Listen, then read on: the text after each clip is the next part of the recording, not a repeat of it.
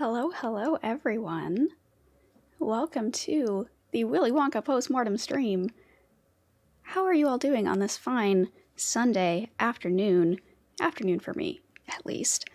Let me know also, like, how my audio levels are, etc. You know the drill. You know how it is when people are streaming.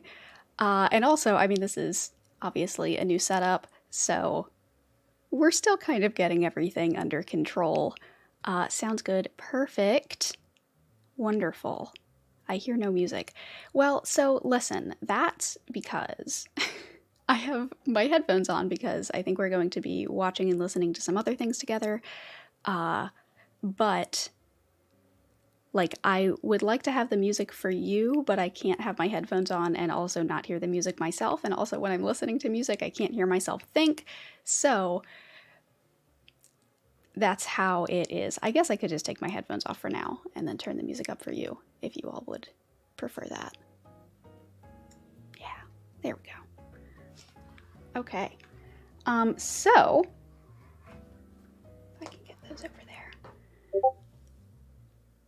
Wonderful. Sounds good. Hello, Zoe. Hello, all. Okay. So today we have, let me turn this down a little bit. I don't want to break your ears with my shouting. So the plan for today is to talk about the Willy Wonka video, the infamous Willy Wonka video, and to talk about some Willy Wonka fan theory stuff. And there are a couple other things. Talk about some things that I didn't get a chance to fit in the video, because there are some things that I would love to talk about, but they just didn't really fit with what I was doing with the video, so we can talk about that. I also have a whole bunch of sour candies here. I have warheads and these like Korean sour candies, these like chewy things, and these blue things. I don't know. They all were very highly rated and extremely sour, and I am into that. So, oh no, did my Discord bing? I told it to be quiet. I am sorry for that. Let me fix that. See, and this is why when I don't have headphones on, you know, it is neither good for me nor for you, because then I don't have, you know, I can't hear it when it does the thing. So let's go ahead and get that to stop doing this stuff. Okay, disable all notification sounds. Perfect.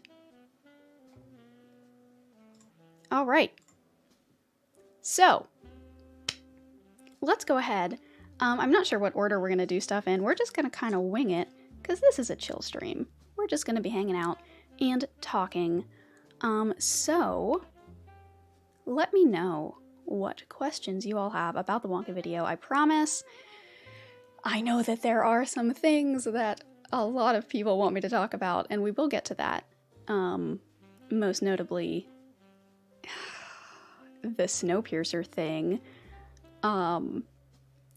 We'll get to that. We'll talk about that. I promise.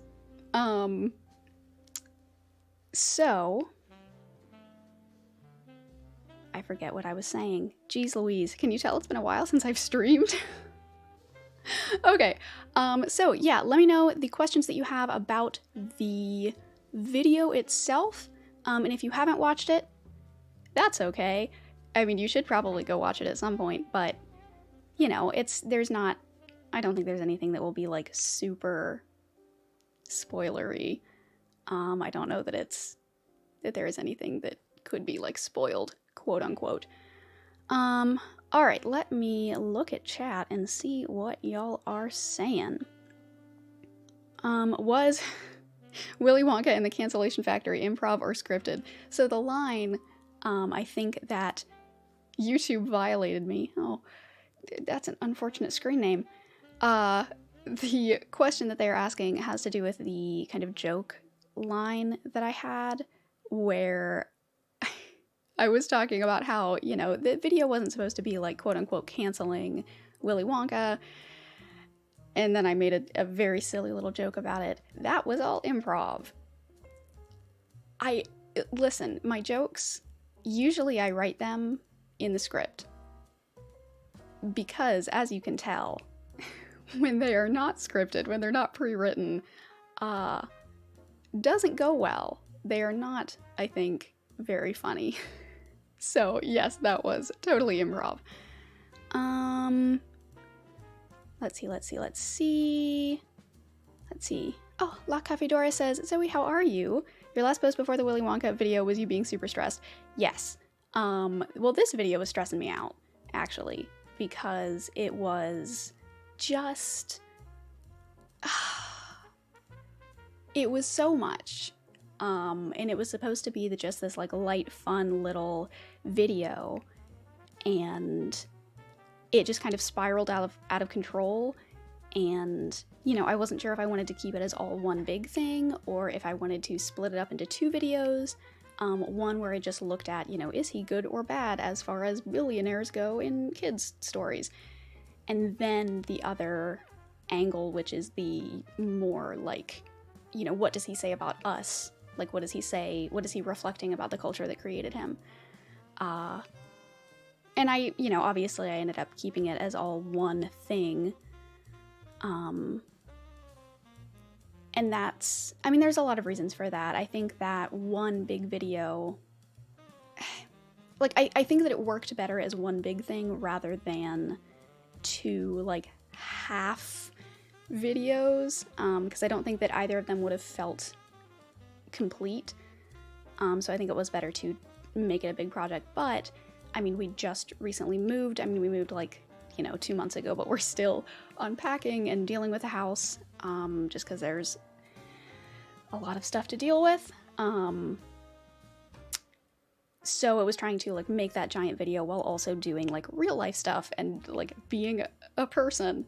And so that was kind of challenging, but now that it is done, and I'm really happy with how it turned out, and it seems like I've gotten, like, really, really great feedback. I mean, a lot of people in the comments saying, like, just super positive things about it. So that's good. It's always nice when you put a lot of effort into something and people seem to enjoy it. So I think it was worth it. Let's see. Have you read, asks Frank the Tank, The Great Glass Elevator? I have. That is actually one of the things I do have it written down here. That's one of the things that I wanted to talk about more in the video, and I didn't. Most of the Great Glass Elevator stuff, which for those of you who don't know, that's the sequel to Charlie and the Chocolate Factory, the book. It's so weird. It's, like, super weird, and also incredibly, like, problematic. Like, huge content warnings if you're interested in reading that book. It is incredibly racist. There is an entire chapter dedicated to an extended joke about Asian people. And it's like gross, and I don't know how it was published in what, like the 70s, I think, or 60s.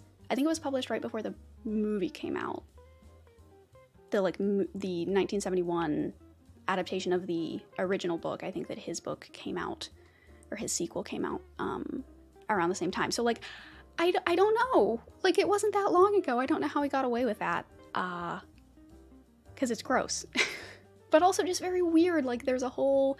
Like, the plot is half about Willy Wonka and the Bucket family going to space and fighting the vicious Canids and in the space station. And the other half is then they're back in the factory and Wonka has invented, like, age reversal candy. Or I guess it's not candy, it's like pills. And the grandparents take them, because it's the whole Bucket family, and the grandparents take them and a couple of them end up, I don't know if it's a couple or just one, but anyway, some of the grandparents end up like overdoing it, and they take more age reversal stuff. Like each pill reverses them 20 years, and they take a whole bunch, and so they end up in like negative age, and so they go to like the negative space, and Charlie has to go in and like save them from the negative space. It's fucking weird. So if you're into that kind of thing, then I guess I can recommend it. Let's see. What made you decide to make the video longer, says C122H122. I think that it was, I mean, like I said before, the fact that making it 2 videos, I think each of those individual videos wouldn't have been as good. And I don't know. I knew that I wasn't going to go super ambitious with the like filming of it. Like I knew that it was mostly just going to be kind of me talking to camera, and that I wasn't going to try to do anything fancy.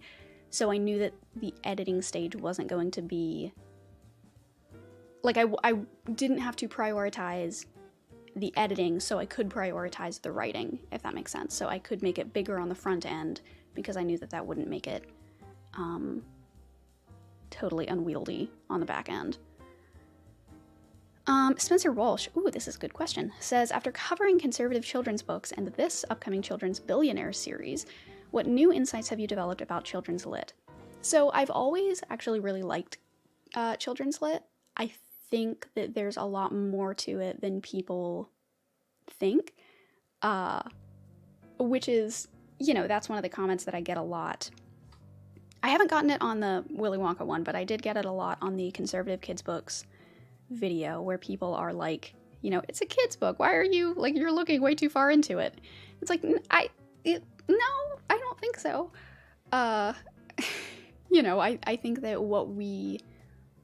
the media that our children consume as, you know, a culture, I think that it really is worth analyzing, especially because, you know, I mean, kids' brains are little sponges, and they just kind of soak up whatever's given to them.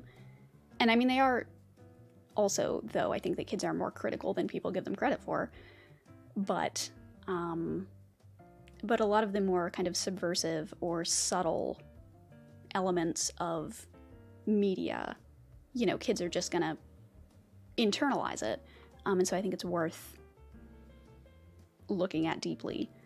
I don't know that I have anything, like, in particular yet that I have any insights about, like anything specific, but I'm excited to see where, like, if I do develop more insights as I go into this.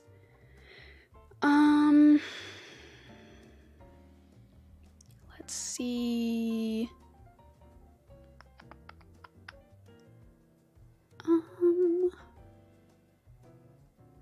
Oh gosh. The thing, it like jumps. It gets mad at you for being too far behind on the, on the chat. Oh gosh, so many. Okay. Being a person is hard. Yes. Where did the red hair go? It was a great look for you. Thank you. It was actually, so it was purple. I dyed it purple because, I don't know, for fun.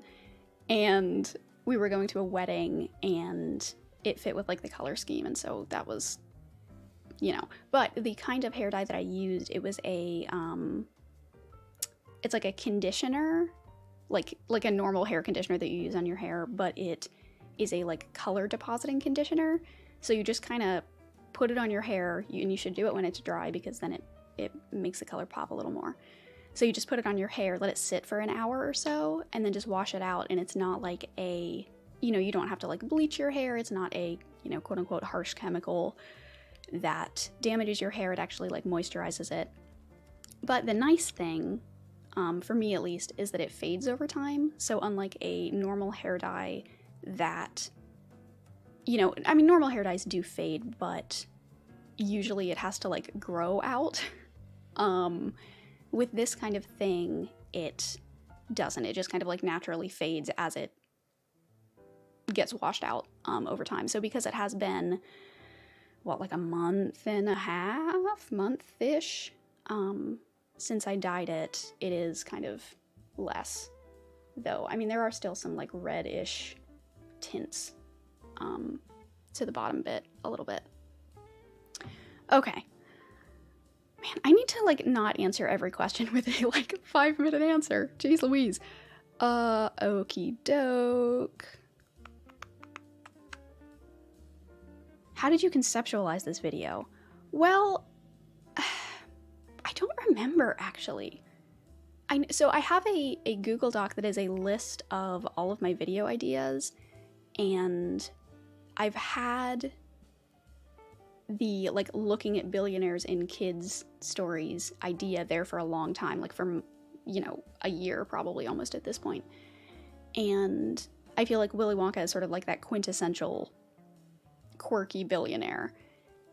And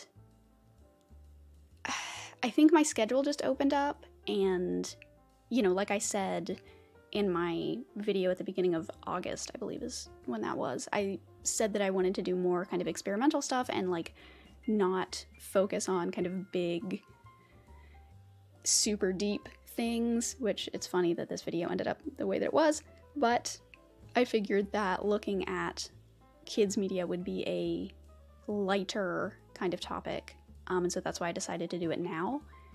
And let me say, people in the comments of the video, because in the video I mentioned that I have some upcoming ideas for that series where I look at the family from Meet the Robinsons and Mr. Bigweld from the Robots movie. And I have a few other people on the list, but those are like the two that I want to do next. People in the comments are super like, yes, do those. So that's really, I don't know, I am excited to keep doing this series. Let's see, Abziel says, I'm just sad there wasn't an Eat the Rich joke. Yeah, me too. I feel like I couldn't fit it in there in a way that really worked. But no, in my heart, that it is there, in spirit. Let's see.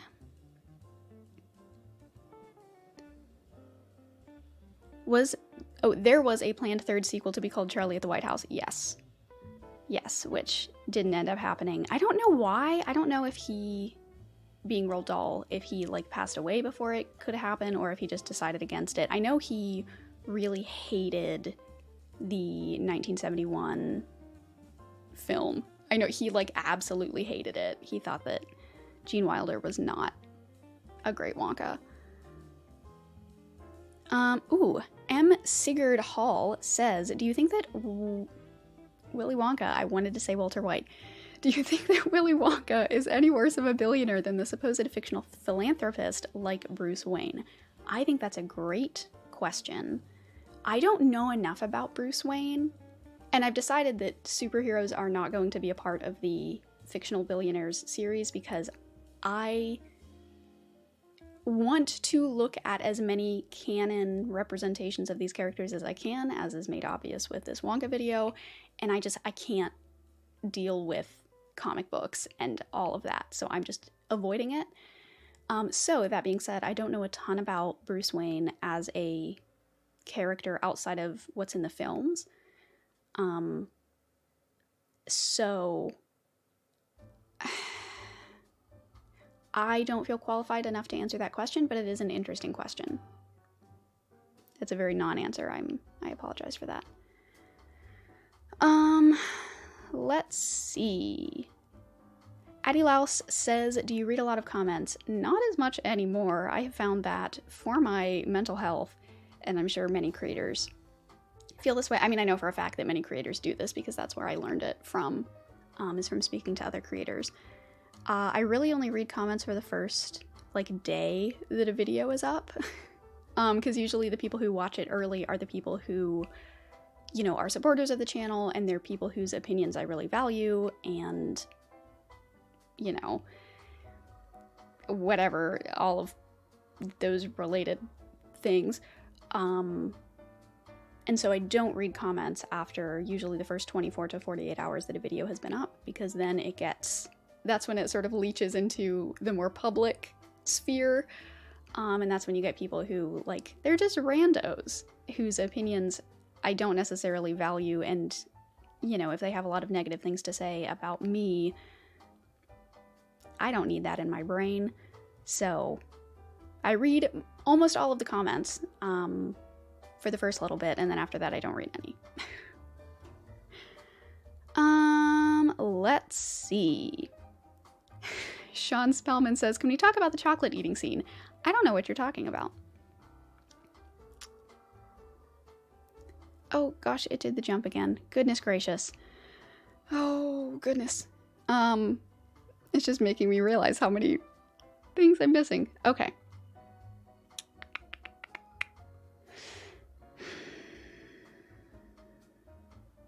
Okay. On Fictional Billionaires says 2D trash trademark. Do you prefer How Bad Can I Be or Biggering from the Lorax?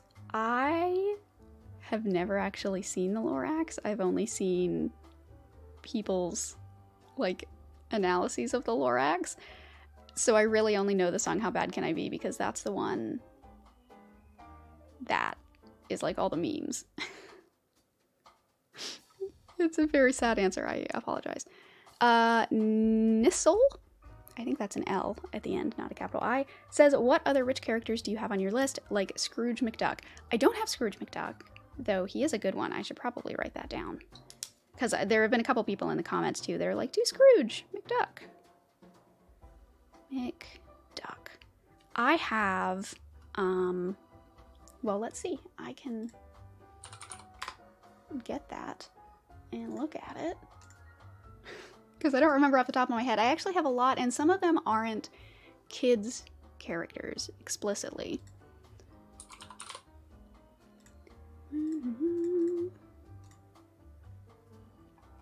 Okay, we have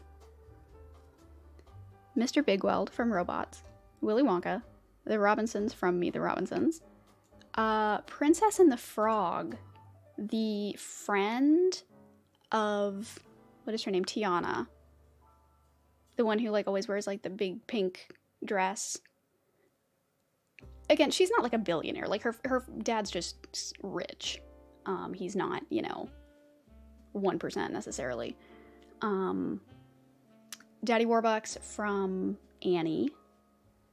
There's a cult class. I don't even know cult classic if it is that, a, like, super unknown Christmas movie that has a wealthy guy in it that I want to look at, if not this Christmas, then the next Christmas. The guy from Ready Player One, though that's also basically just like Willy Wonka, and also I don't want to read that book.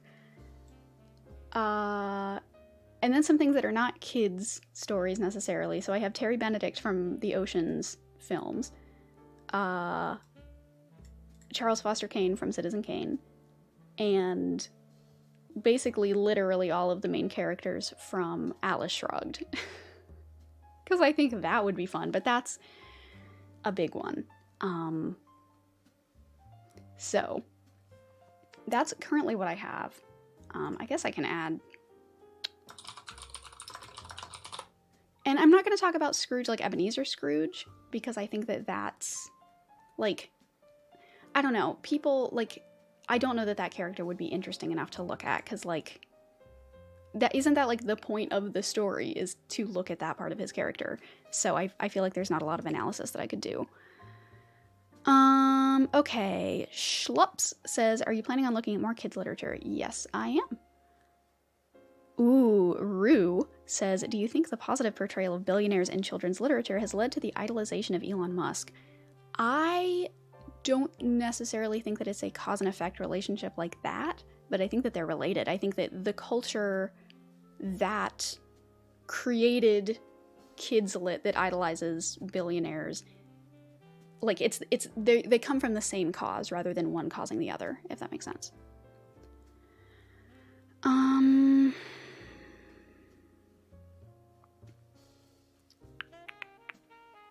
Are there plans to do an analysis on the whole Flintstones Jetsons theories? Okay. We'll get to this more when we inevitably talk about Snowpiercer, but I am not... My goal with the analysis that I do in my videos is not ever... Well, maybe not ever is a strong word. Is not currently fan theory related. I think fan theories are fun and fine. But I wouldn't call what I do, like, theory, if that makes sense. Theory in the way that YouTube people use the word. Joe Liss says, lighter topic. Willy Wonka kind of turned out to be an authoritarian nightmare propaganda. Yeah. Whoops. Okay. Okie doke. Ooh, Sir Dragon Duke says, what was your favorite version of the Willy Wonka story? The Broadway version, 100%. It's wild. It's awful and it's wild, and I love it. Okay. Ooh, Bluey00 says, do you think Walter White is a good billionaire? No. No, I do not. 2D Trash Trademark says, does Smaug count as a fictional billionaire? Ooh. I don't think so, but I like the idea. It's something that's like fun to think about, but I don't know that I could do like a whole thing on it. Okay, let's see.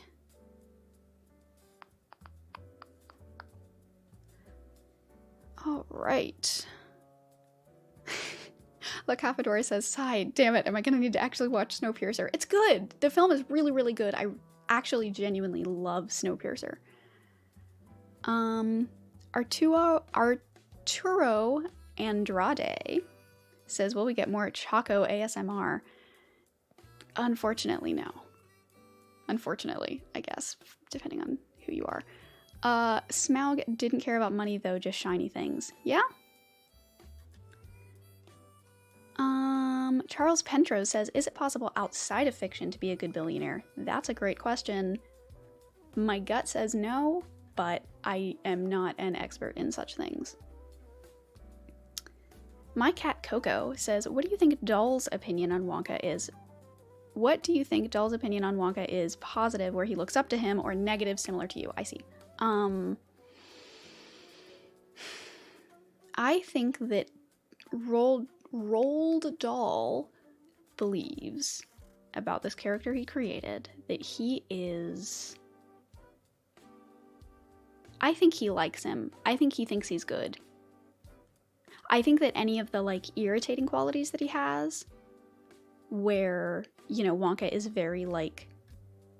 Oh, he's kind of like a catty bitch in the books. Like, he's incredibly, like, condescending in the books, and I think that Dahl sees that as a, like, sign of cleverness. Like, I think he's very clever, he's very, you know, quick-witted, and he is the smartest person in the room, and I think that he finds that, you know, I mean, Dahl was of a certain generation, so... let's see. What is your favorite fictional billionaire?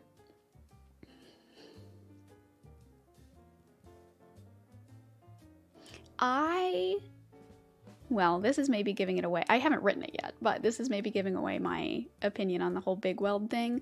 I think that Mr. Big Weld from Robots is good. I think he's good, actually. He's like the one good one, I think. Again, I haven't done any like deeper analysis, but just going from when I watched the movie like a month or two ago, he's great. Let us see.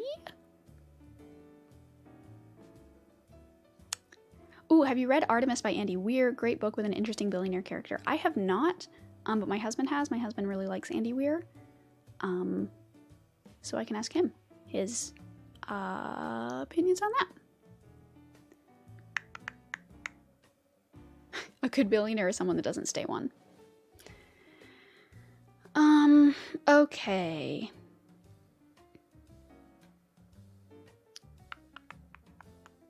Is Willy Wonka the original Rick and Morty?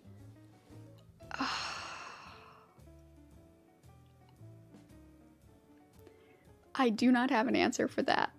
What a cursed question. Okay. Ooh, Vins1 says, have you read A Series of Unfortunate Events, and would you ever cover any of the story?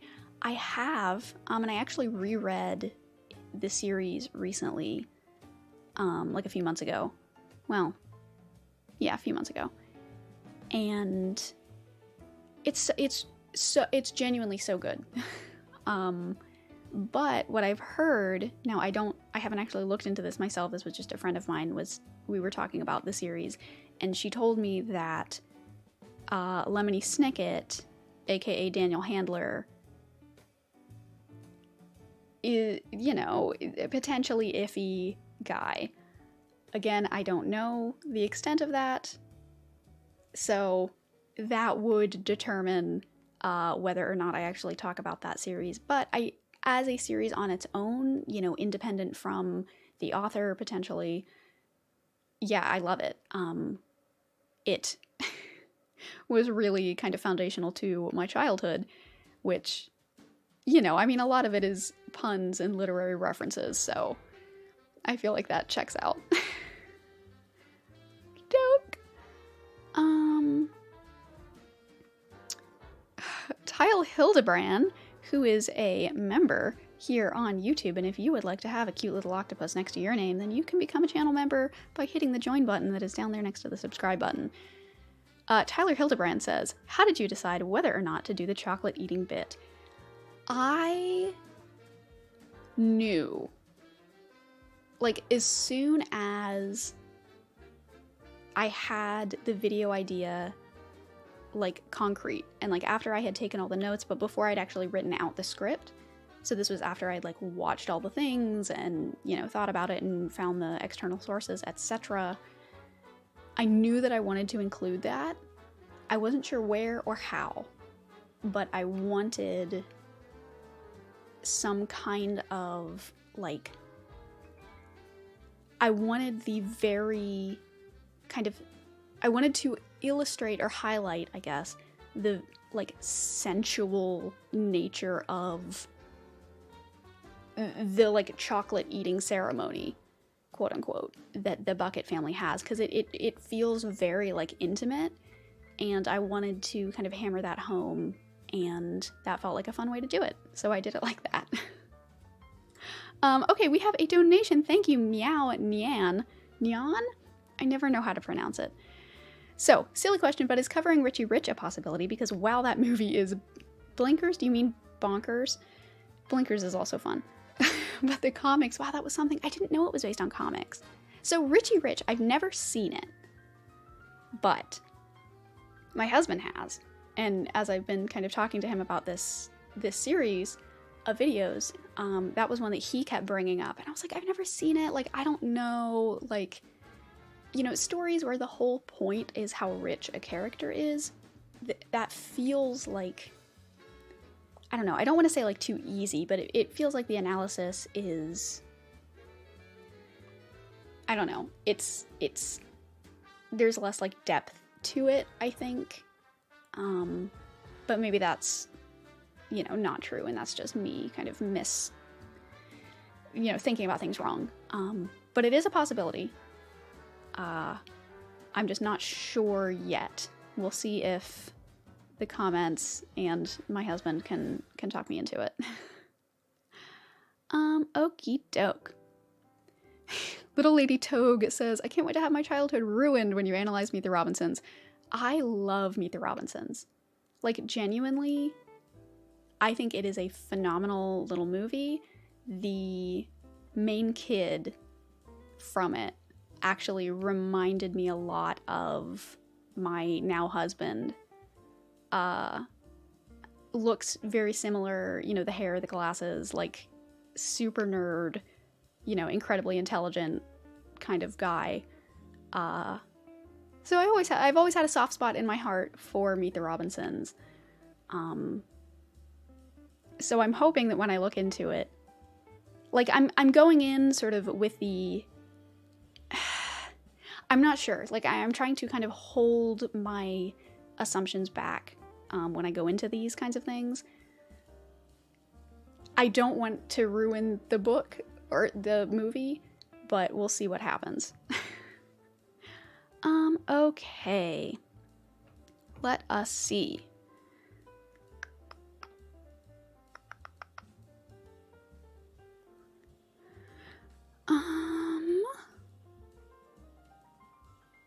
Okay. Let me find where it was. Abraham O says, what is your favorite genre of literature? I really like speculative fiction. I like, I'm gonna say speculative, but I also really like horror. I read a lot of horror short stories. I've been on a Thomas Ligotti kick recently. And also, I mean, now that it's like Halloween time almost, I've sort of been getting back into that mood. Hopefully that answers your question. Let's see. Ooh, What's Therapy says, congrats on 200K. Zoe B to the moon. Thank you so much, What's Therapy. Everyone should go check out their channel. Really awesome stuff from them. Yeah, so I hit 200K like yesterday, like literally yesterday. Which thank you all so much. Like it's wild to think about. And I have an idea for what I want to do for my like special like 200K celebration thing. I have a video idea, but I need some help. I've asked a friend of mine to help me with something that I think it's going to be good, and I think it's going to be fun, but I'm going to hold off on talking about it until it happens. Okay, let us see.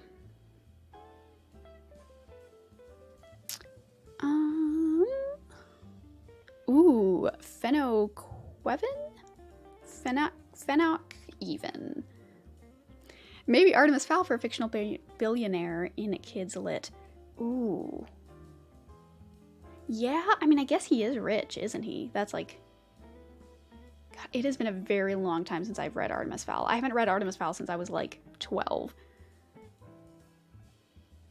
That might be one. I will have to write that down. Zoe has great taste, says Natasha McLean. I don't know what that's about, but yes, I do. Ooh, Lily Parker says, what is speculative fiction? It's basically like sci-fi and fantasy. It's which is maybe a very broad description. Let's see what the internet says. Speculative fiction. Speculative fiction is a literary supergenre which encompasses a number of different genres of fiction, each with speculative elements that are based on conjecture and do not exist in the real world. So it's like fantasy in a broad sense, not like, you know, swords and dragons kind of fantasy. Not that swords are like don't exist. You know what I'm trying to say. Hopefully. Okay. Let us see. Does diesel punk fiction like Leviathan count as speculative? I would say so. Ooh, a sly pretense of stumbling. What a wonderful name. What drew you to explore the rituals and symbolism of the story in your video? I think... So when I was watching the Broadway version, in the way that I was watching the Broadway version, because I haven't been to New York recently, that show really, it made explicit a lot of the like religious undertones. Like that's the one that had the it must be believed to be seen song, where it's like it's very explicitly like this is a, you know, paradise. This is a fantastical paradise, and in order to get there you have to have faith and believe in me being Wonka and the existence of the factory. Like you have to believe in the magic of the candy in order to get to this paradise. And that's like very just explicitly like, you know, the Christian tradition of heaven. And it was from that I kind of went down that rabbit hole of religious parallels. And the parallel that I saw in the 2005 film, where they're all kind of gathered around Charlie opening, oh, I guess it's in the 1971 film as well, but they're all gathered around Charlie as he's very slowly, you know, unwrapping this chocolate bar. It felt like, you know, communion, or it felt like, I don't know, in the way that they're like gathered around this bed, the way that you often see people like praying beside their bed. I felt like there was something there. And so I sort of like latched onto that and built that whole section kind of around that idea. And then I read some of those secondary sources that talked more about some of the other parallels that I hadn't thought of, like the Oompa Loompas being either the angels or like cherubim. And I was the one, this was not in a source, but I was the one who made the connection between so the original workers, the like human workers, Wonka, they like turned against him, or at least some of them did, and so Wonka cast them out. And that felt very similar also to like the angels, where, you know, at least according to Paradise Lost, some of the angels turned against God and were like, hey, no, I think that, you know, we should be in charge of things, and you know, we know what's best, you should give us more power. And God was like, no, and kicked him out. And that's how the Christian devil became the Christian devil, according to Paradise Lost. And so I think that, especially with, you know, like Slugworth being, you know, this like tempter figure, this devil figure, it just, a lot of things overlapped and fit really neatly. And so, I don't know, it felt good finding all of those things that kind of mirrored each other. Hopefully that answers the question. Let us see. Megaron of Megaron TV says, Zoe, I've known you for like a year and some change, and the fact that you're a fan of horror and speculative fiction is shocking to me. I can't tell if that's a joke or not. I feel like that's a joke. Okay. Let's see. I know I'm falling behind again. Goodness gracious.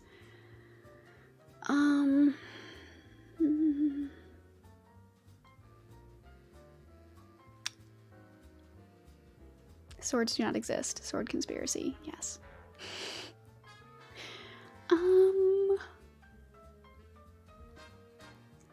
Is Mary Lennox from The Secret Garden in the cards? That is a good question. I haven't read The Secret Garden since I was like 8, so I would have to. Oh, Betsy says, thank you for the $15. I didn't know we could donate. That's super cool. Your videos help motivate me to switch my major from engineering to English, so thanks. Oh my gosh, that's incredible. I hope that, you know, I am glad that you are following your passions, and I hope that things go well for you.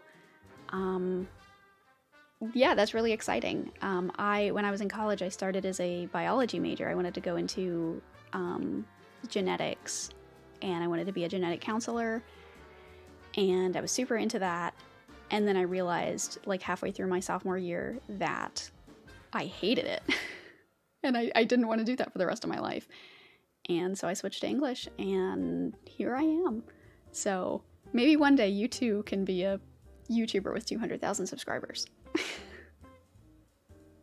But no, I am very happy for you. That is very exciting. Okay. Is this going to be public later, says Billy Alary. It's not going to be public. It will be unlisted in a public playlist, though. So it'll be in the live streams playlist that you can just find on my channel. Okay. All right, I think that I am... Oh no, there is a bot. Let's get rid of them.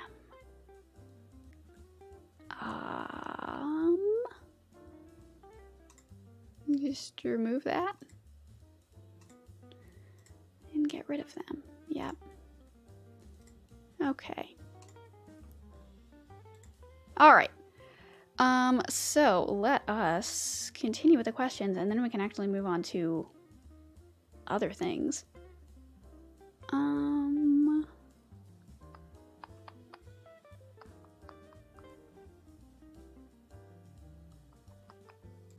Okay. I think that I have reached the end. Wonderful. Okay. Thank you for all of those wonderful questions. Oh no. Mavis Cruitt says, do you think the questions are going to stop? This is one of those like paradox things. Oh no. So I refuse to answer it. That is my solution. Oh, Don Chan says, your overall thoughts on robots or reimagining like Pride and Prejudice and zombies. Oh, reboots. I thought it said robots. Reboots or reimagining like Pride and Prejudice and zombies. That's a good question. Thank you for the donation. Let me think about that. I think they're fine when they do something different, like when there's a reason for making them. Like I think that a lot of the Disney reboots of their animated films in quote-unquote live action is bad. I think that's bad and should not happen because it's pointless. But there's a lot of things that people have redone, you know, like decades later because we have new technological innovations that can help with, you know, visual effects and things like that. I think retellings of traditional stories that use new lenses can be interesting and fun. I'm always skeptical of them. I always, you know, I don't think, you know, blanket statement they're all good. I think they are often bad, but that when they are done with purpose and for a good reason, that is, you know, expanding creativity, I think that they are good then. Okay. Let's see. Okay, what's your opinion on Pride and Prejudice with robots? I think that would be fun. Addie Law says, what is your favorite candy? Take Fives. Because they have a good... I don't really actually love chocolate. I think chocolate is kind of boring. I much prefer either like salty in the sweet. So actually the candy bar that I ate during the video was like dark chocolate with sea salt chunks in it. It was actually really, really good. And I really like sour candy, and, you know, I like peanut butter cups because they have the really salty peanut butter, and I like Take Fives because they have a crunch and the salt, and it's a good combination. Okay. Ryan Dunn says, where did you get your glasses? They're lovely. Thank you. I got them at a glasses place in Ohio. Because I haven't gotten new glasses for multiple years. Ooh. Isaf says, I think this got skipped. Is there any piece of media that you've wanted to analyze for its successes instead of its shortcomings? That's a good question. I mean, it's sort of that like age-old YouTube issue where, you know, negative stuff is a lot more interesting in the algorithm than positive stuff. So there's nothing off the top of... Well, actually, that's not true. My next video, I think it's going to be out near the end of October. We'll see. Because there's a lot of moving parts in it. But I have a video coming out that I actually need to get working on the script for, that is about a video game that I played as a child, a puzzle game, and how much I love it, and how I think it's super duper interesting in what it says, and it's really neat. So that's, I guess, very positive. Okie doke. Oh gosh. Oh, okay. Lev Copeland says, this is my final go to ask this question. I'm sorry if I missed it. Why did you explicitly avoid mentioning the author in your video? It wasn't a super explicit choice. There was just nothing really super... There wasn't anything worth saying, I don't think. Because it was about the character and not about the author. And I sort of put the agency on Wonka instead of on Doll when I was talking about the Oompa Loompas and how their original... The way that they were originally written was incredibly racist. Like, they literally were just people, like African people, that he brought over from Africa to work in his factory for no money. And it, like that, it's just slavery. And how when people were like, hey, Roald Dahl, that's racist, he was like, okay, I'll change it. And then changed it. So in the video when I mentioned that, I said, that Wonka said that they were from Africa, and then later when he was told that was racist, he changed his story to say that they were from Loompa Land. And when I was writing the script, I did that because, again, the video's focus is on the character and not the author, and because I'm exploring, like, the text specifically and not any kind of larger, cultural... Like, I'm not looking at the culture that, like, the man who created him. I'm looking more at, like, what does the overarching character, the character that started from Roald Dahl, but that has now had several different interpretations from lots of different creators. Overall, this character and all of its interpretations, what does it say about us? So I didn't think that Dahl himself was super important.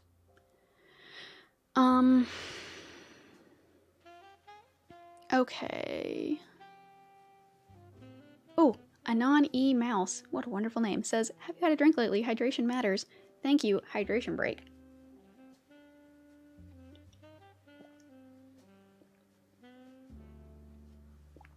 Okay. Thank you. Okie doke. Let us see what else there is. Ooh, for fictional billionaires, do you have Mr. Potter from It's a Wonderful Life on your list? I do not. I had thought about It's a Wonderful Life. I wasn't totally sold on it though, but it may make itself or make its way onto the list.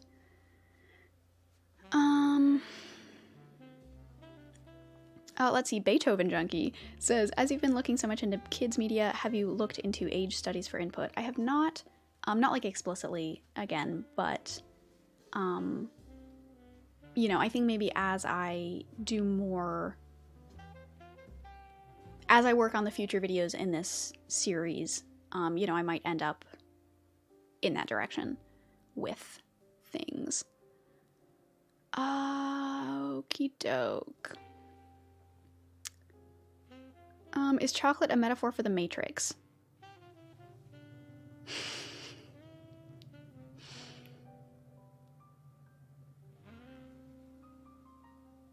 No. I was trying to think of a way it could work and I couldn't get there.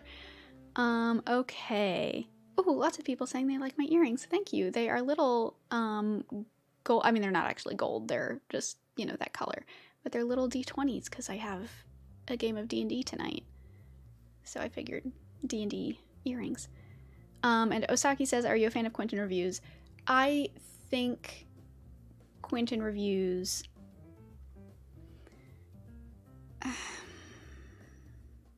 As a human being, I do not know him.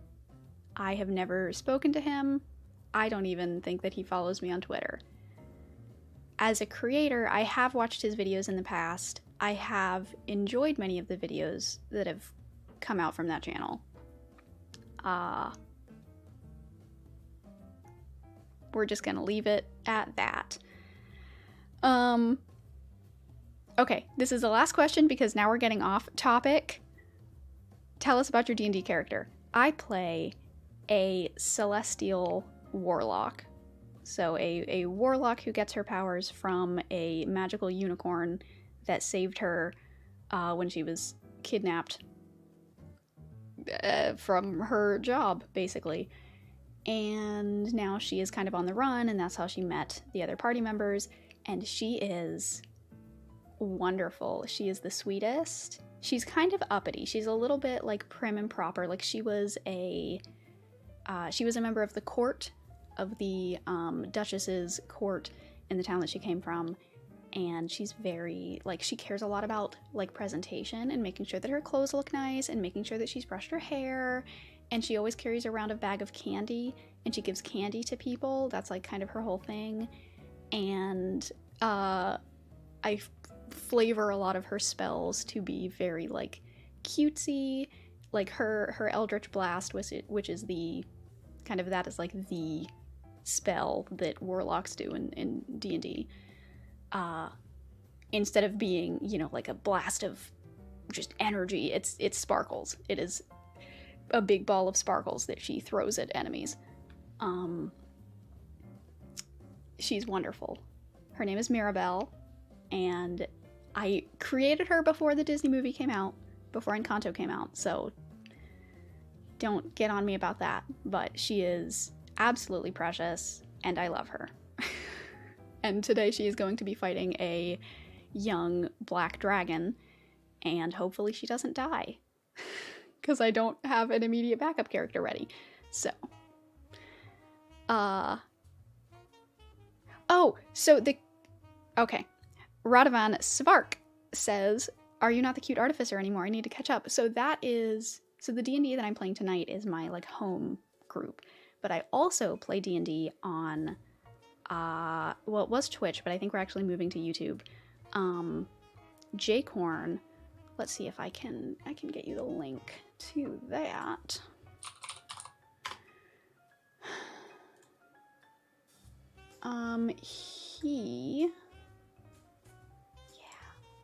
Let's give you the link to the first episode of that. I also play an artificer in a streamed D&D game, an actual play, and I play a gnome artificer named Tim Tam, like the chocolate cookie, I guess. It's like a biscuit, I guess.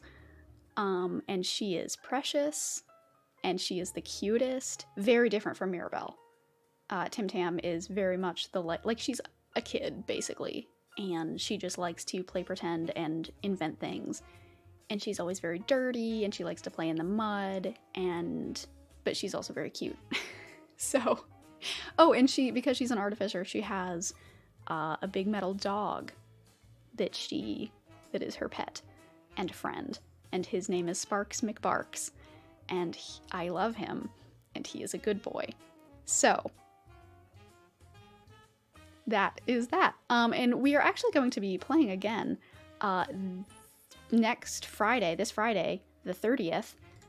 If you want to be a part of that, or like not be like a part of, well, actually, if it is on Twitch, you can be a part of the game, because there's some things where, like, if you donate, some things can happen to the party. But anyway, if you want to watch that, come to twitch.tv/ whatever the thing was, Jcorn TV, and also his YouTube channel, which our mod Megaron, who is also in the game, and plays a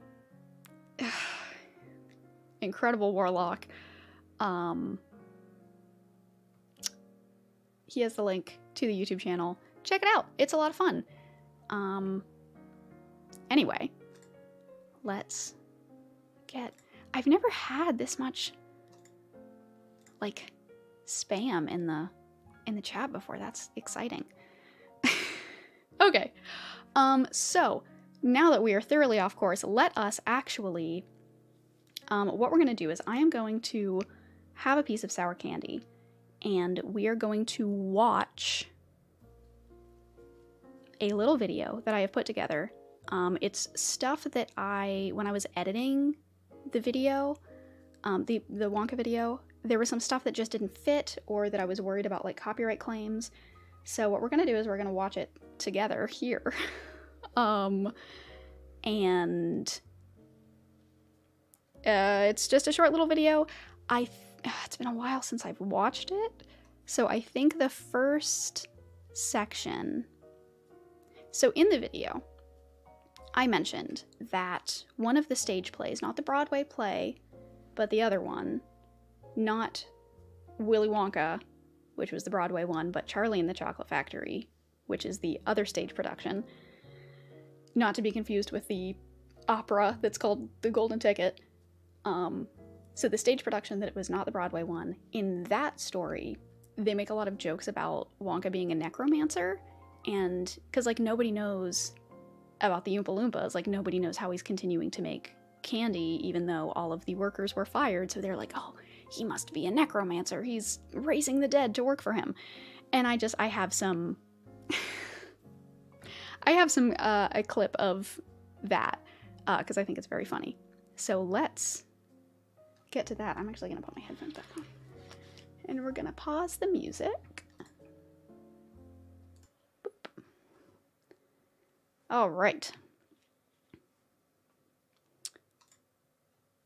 Let's transition over. Okay, and so now we hit. That's true, but no one goes in and no one comes out. Oh no. Oh no. I don't think you could hear that, could you? Because I couldn't hear it. I have the volume up. That's true, but no one goes in and no one... You can hear it, but I can't. Okay. Let's find out if it's a me problem.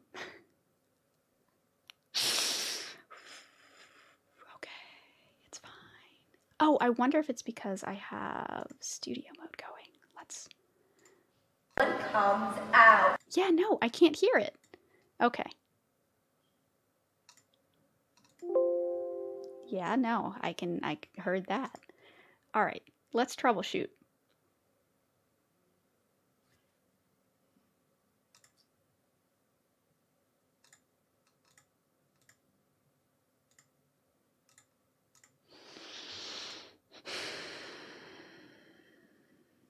Okay. Why can't I... Let's find out.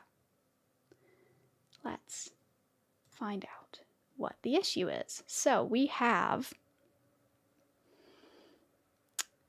I hid the user from the channel. That basically means that like even if they do post, I will be the only one to see it, and so I can keep reporting it, but it won't bother all of you. Okay.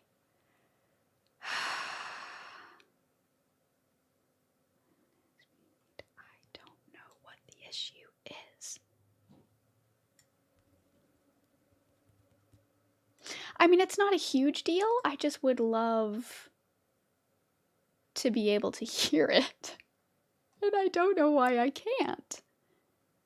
Okay, let's think about this. I'm sure that there is actually a...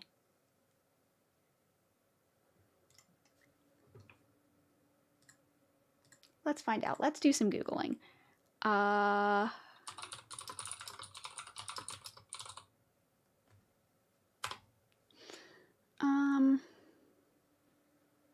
Set the media source to monitor. Ah, okay. Hopefully this doesn't screw everything up, but we're gonna troubleshoot this live. Wonderful, wonderful, wonderful. Okay. By default, media sources only play out on the stream, not the local speakers. Right, because that would cause issues with desktop sound, but I can turn that off. So, advanced audio properties.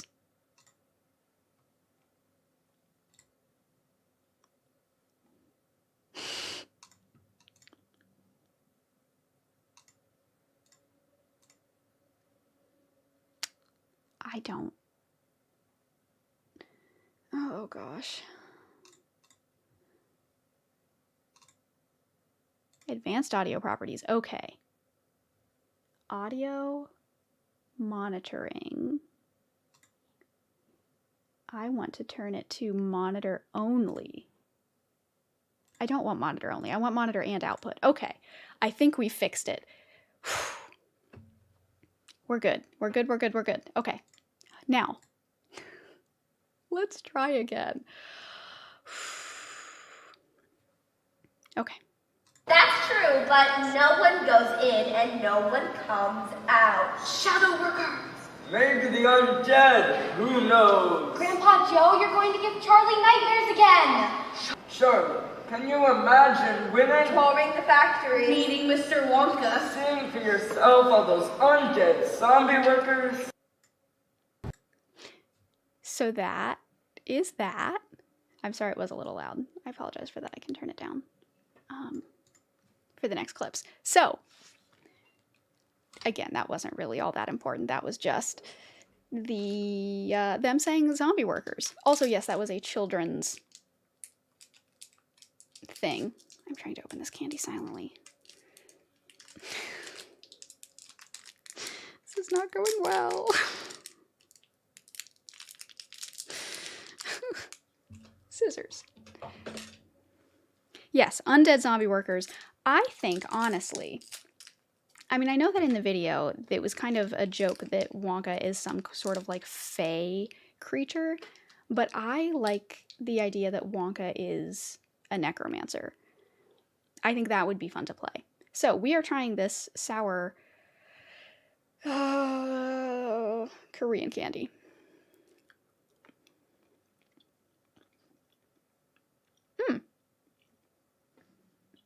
I'm going to try to not chew incredibly wet into the microphone, so I apologize for that.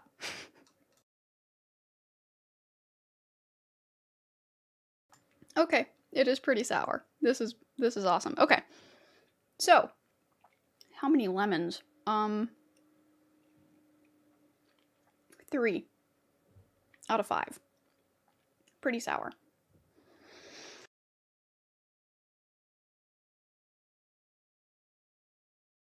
Okay, so now, that was actually really good. Now what we're going to do is the next thing that I didn't get to talk about, which I think, I should have written this down. I should have written down all of the things that were in this video. I think that the next thing in the clip is the scene from the Broadway version. So the Broadway version, that's the one where the kids actually die. So Violet blows up into a blueberry, and then one of the Oompa Loompas shoots her with a blow dart, and she explodes and leaves purple entrails all over her father. Augustus, all the Oompa Loompas sing a song about how they want to eat him. We don't know whether that happens, but they sing about it. And then there's Veruca, who, Veruca in this adaptation, she is a Russian ballerina. And her father is an incredibly wealthy man. And he has very much the sort of like Russian businessman kind of vibe. And so I just want to show you most of the scene of the song of when she is with the squirrels, and she wants one of the squirrels, and bad things occur. So content warning for child mutilation. Let's go. That's true, but... Alright, skip past them. Yep. I hope you're ready for this. Okay.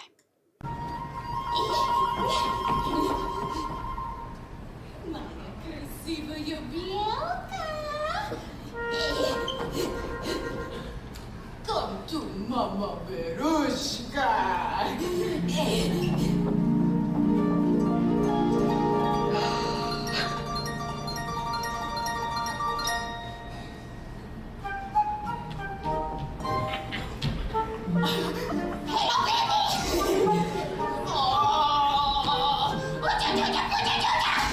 To be fair, that would also be my reaction if I were with a bunch of giant squirrels who were dancing with me. It would also be those noises.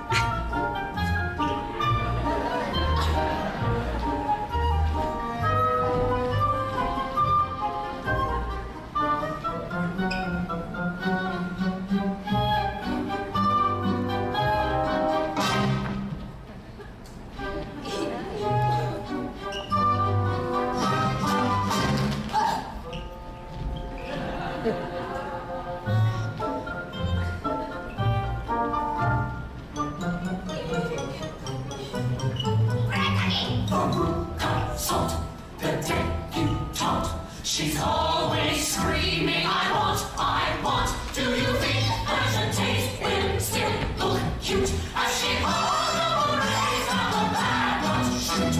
Veruca Salt, the selfish tot, was never good with the things she thought. But it's not just vicious Veruca's fault. This rancid recipe demands another dash of salt. It's really catchy though.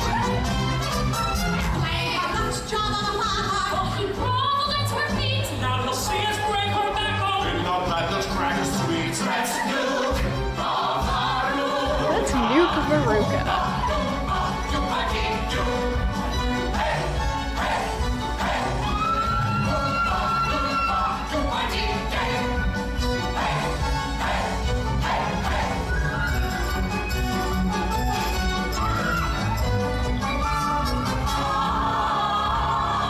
I like how their eyes turn red when they're evil.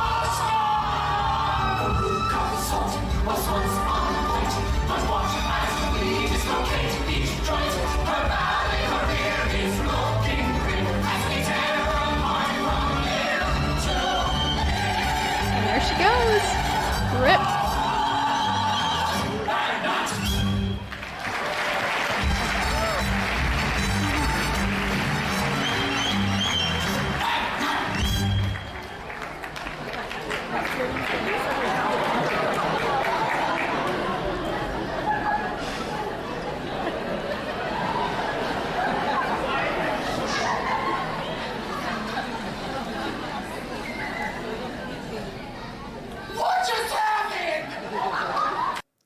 So that, whoops. That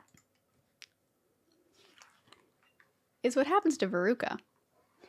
And I remember, so it took me, the Broadway musical is what, like 2.5 hours, I think.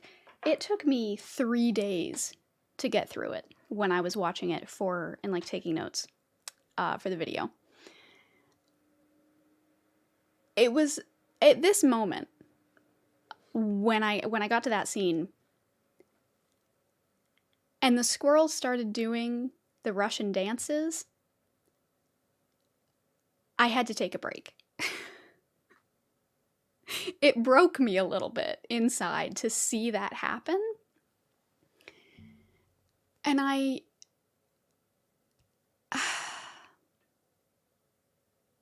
it's just very special. I think it's incredibly special. So this show is no longer on Broadway. For some reason, it wasn't very popular, and it was only on Broadway for a couple years. But it's great. It's wonderful. So that's that. There were a couple of other things. I don't have them in the clip. I guess it was only the 2 clips in this video. But there's another thing. Let me see if I can.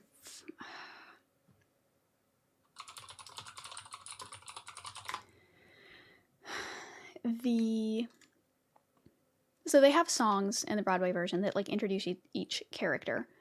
And the song that introduces... Oh gosh, where is it? Mike TV is...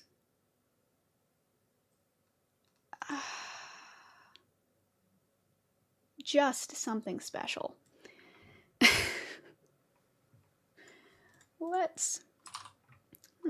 We can take a look at it. Let's go to studio mode, back to this. All right. And transition, there we are. So this is the, you know what, let's zoom in a little bit. This is the TV song. Go away. So, let me set the scene for you. We have a mother in a 50s housewife kind of dress and these big, like, cat eye glasses. And we have her son who's dressed like a 90s white hip-hop artist. Very much the, like, kind of, like, color block jacket, you know. But also he has, like, a cell phone, like an iPhone. Because that's his whole thing, is that he's, like, addicted to technology. And this is the song. Oh, he also has a bunch of groupies on stage with him. So, Mrs. TV says, "Here in the bosom of America, we love the things that make our country strong. We give our little sons lots of love and lots of guns. What could possibly go wrong? Here in the bosom of America, we sit at our computer all night long. We pour ourselves a drink and then tweet before we think. What could possibly go wrong?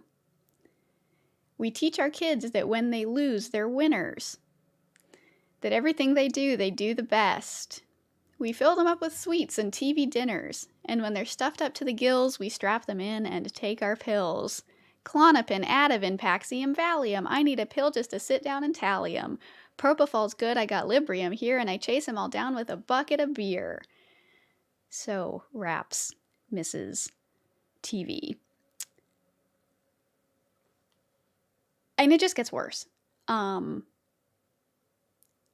Throughout the song, they actually end up comparing Mike TV to Trump, Donald Trump, former President Donald Trump. Although he's quite the malcontent, someday he might be president. Him singing "Lock Her Away" about his mother, how he's changing the USA, you gotta break the rules to get the job done, etc. So, there's several issues that I had with this song. The whole weird Trump thing is like, I don't really understand why that was a decision they made. And also the whole, like, we tweet before we think, and also we give our kids participation trophies. That whole thing, it just feels very tired. Like, it's not good. And I don't like it. And I didn't really get to talk about that at all in the video. Which I would have liked to, I think. But let's see, they were written in 2017, was when the... Well, I think that was when it debuted on Broadway. Because before it came to Broadway, it was in London?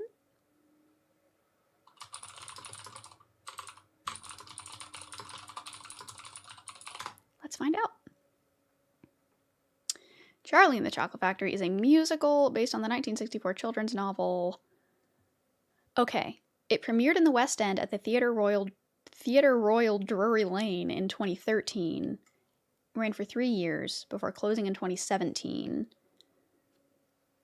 And it was reworked for a Broadway production in April 2017. So, and it was different. Like, some of the songs that were in the Broadway musical were not in the original.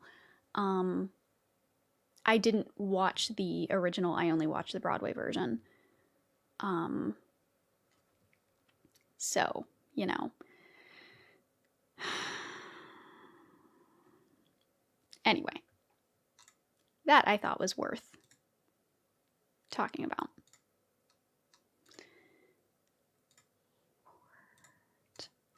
Okay. Yes, it was West End. Also, as Ryan Doon says, has anyone even used the term TV dinner in the last 15 years? Yeah, like, it's never, like, it's so, just, like, it's not good, and I don't like it. So, there's that. Also, alright, let's see. So we have the Veruca squirrel scene, the Great Glass Elevator, racism, and general weirdness. Oh, another thing.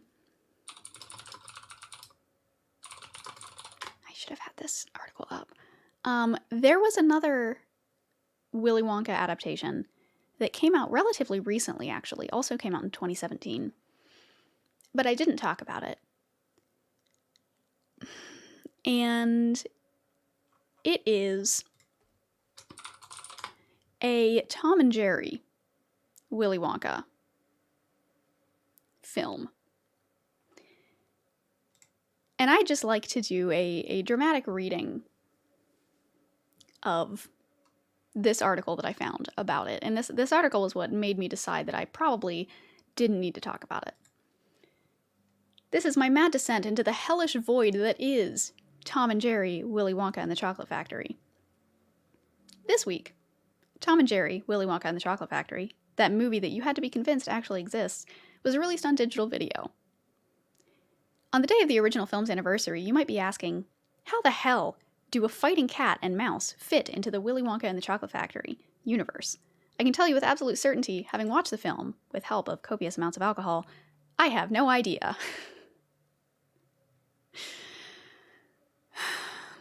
Tom and Jerry, Willy Wonka and the Chocolate Factory, is an animated Cliff Notes for for the beloved Gene Wilder film, only worse in every way. It has almost all the songs, only worse. It uses many of the iconic lines, only worse. There are shots and scenes that are replicated almost exactly, only, again, much worse. It's an experiment in survival more than a film. So, basically what they get at is that it's very derivative. It's very, like, it just tells the story and, forces Tom and Jerry into it for, like, no reason. And, like, it's bad. And pointless. And, like, why does it even exist? So, anyway, I'm not going to read this whole thing, but suffice it to say, Tom and Jerry, Willy Wonka and the Chocolate Factory is not just stupid, it's insulting. It's a cheap mockbuster with a cat and mouse artlessly, needlessly inserted. You can tell the only reason they did it is because Warner Bros. Owns the rights and wanted to make some money ripping themselves off like they already did with Tom and Jerry and the Wizard of Oz. It's weird, bad, and exhausting. The tequila may have softened the blow, but it didn't make it any better. If, for some awful reason, you find yourself forced to watch this movie, I suggest you drink as well. Honestly, drinking to the point where you pass out for 90+ minutes would be the best case scenario. Whatever hangover you wake up with will be less painful than having watched Tom and Jerry, Willy Wonka and the Chocolate Factory. I promise. So again, like, there was not really a good point to talk about this in the video, so I didn't, but I just wanted you all to know that this exists. Because, I don't know, I just find it very funny and very sad. Okay. What else? There are some other things, some more, like, actual content stuff. There we go. That I wish that I had talked about. One of which is, I wish that I had talked more about, like, diet culture and how Willy Wonka is a very, it's like like, it has elements, well, the book, the books I feel like are very traditionally, like, British, like they have a lot of, like, very British sensibilities, but I think the films are much more American in what they kind of prioritize. And I think that there is something to be said about how, like, a place where you can eat everything, like, and have how that is heaven and paradise. Like that, I feel like there's something there. There's something to be said about that. Again, I didn't really explore it a lot, so I don't have, a lot of super comprehensive thoughts about it. But I think the relationship between, like, society and food is weird and fraught and messy. And I think that's kind of inherent to these stories. So I think that there is something there worth looking at. And I mean, there's all the stuff with, like, Augustus Gloop, and, like, everyone is just so cruel to him. Like, they are more cruel to him than they are to the other kids. And that's, I mean, it's awful, but it's interesting from an analytical perspective. And I was talking to a friend of mine, the creator, mainly Mandy, and she does a lot of videos on, like, body positivity and fat phobia and stuff like that. And I was asking her for some help on the script, and we were chatting about that element. Because I told her that, like, I wanted to talk about that more, but that it just didn't really fit, and I wasn't sure how to do it. And I felt like it would add a whole other angle that I just didn't have, like, the time or space to include in the video. And she said that sounded super interesting to her, and so she, at some point in the future, might make a video on that. Hopefully that's not, like, spoilers. It's probably a ways away, though, because I know she's, like, super busy with some projects. But all of that is to say is don't get discouraged that it was not in my video, because there may be some future videos that look at that, because, I mean, it's super, I find it super interesting. Yeah, like, the weird fat phobia against Augustus, and the weird, like, they're so dehumanizing and mean and just cruel and vindictive, and just, it's so bad. And so I wish that maybe I'd talked about it more, but I wasn't sure how to, in a way that still fit with the kind of the overarching message that I was trying to get to. What else? I felt like there was something else. I didn't have it written down, though. I don't know. It'll come to me. So I also have my Everlasting Gobstopper here that we 3D printed and painted. I also, because I wasn't sure what size would look good on camera, I also made a teeny tiny one. Look, isn't it cute? We tried to make a giant one. Like, this one was actually the medium-sized one, and we tried to make, like, a big one, but it kept, like, failing. Like, the STL that we were using was iffy, and so we couldn't find places to put the, like, what's the word, where it, like, drains the stuff out. But yeah, so there's that. What else? Is the file available? We found it on Thingiverse. I think it was Thingiverse. If you just look up, like, Everlasting Gobstopper STL, like, there's a lot of free resources you can find for that. The Gobstopper doesn't look fun to eat. Why that shape? That's the shape in the movie. I don't know why. It's the shape of, like, a jack, like the little toy jacks, which I didn't realize until, like, having it in my hand when it was all one color. But yeah, like, I think that it's too big, because, like, it would not really fit in a mouth very well. Yeah, it wouldn't be, like, fun to suck on. Yeah, perfect shape to choke on. Okay, so we've talked about the things that I couldn't fit in the video. What else is there? Willy Wonka fan theories. So,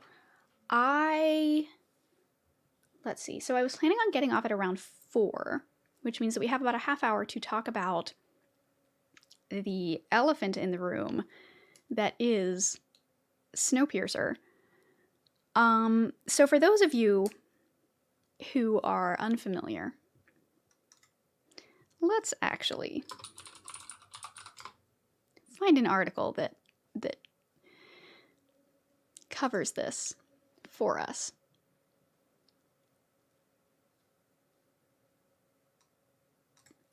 Here we go. Fan theory explains how Snowpiercer is the sequel to Willy Wonka and the Chocolate Factory.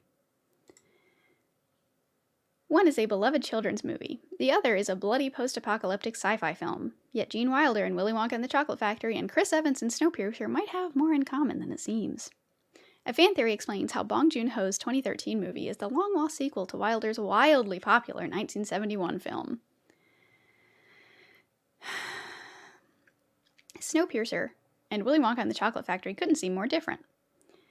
So, Snowpiercer is based on a French post-apocalyptic graphic novel. It is a dystopia in which basically the Earth is frozen. It's a frozen wilderness, and the only people who are left alive are on a train that is, like, constantly circling the planet. And that's, like, how they survive, because if they stopped, they would die. They would freeze to death. Tilda Swinton, Octavia Spencer, Octavia Spencer, I can read. Tilda Swinton, Octavia Spencer, John Hurt, and Ed Harris star alongside Evans in the action-packed science fiction thriller.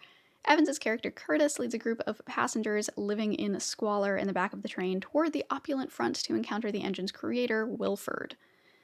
Willy Wonka follows 5 children touring Wonka's secretive factory, which is filled with innovative candy-making equipment, etc., etc., etc.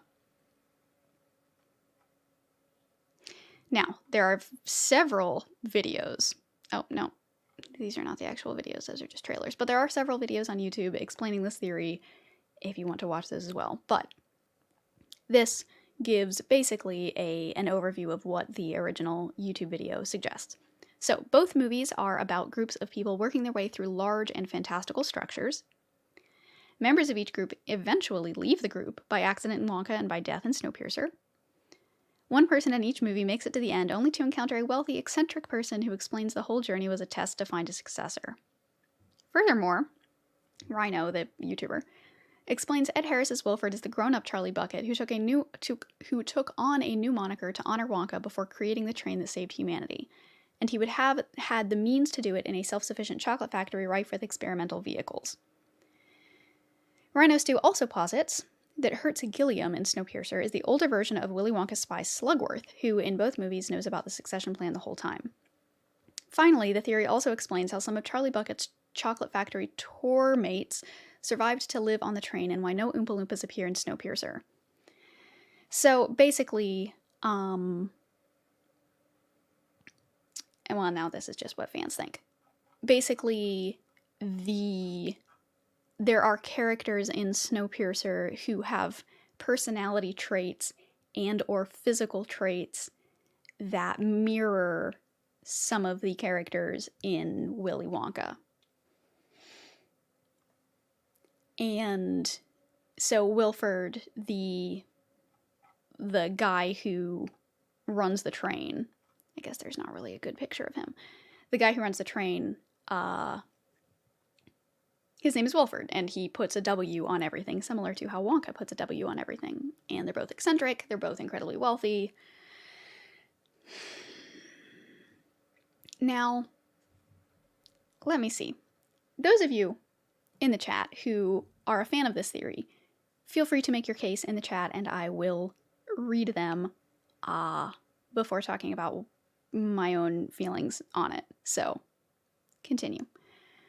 And by continue, I mean feel free to do the thing.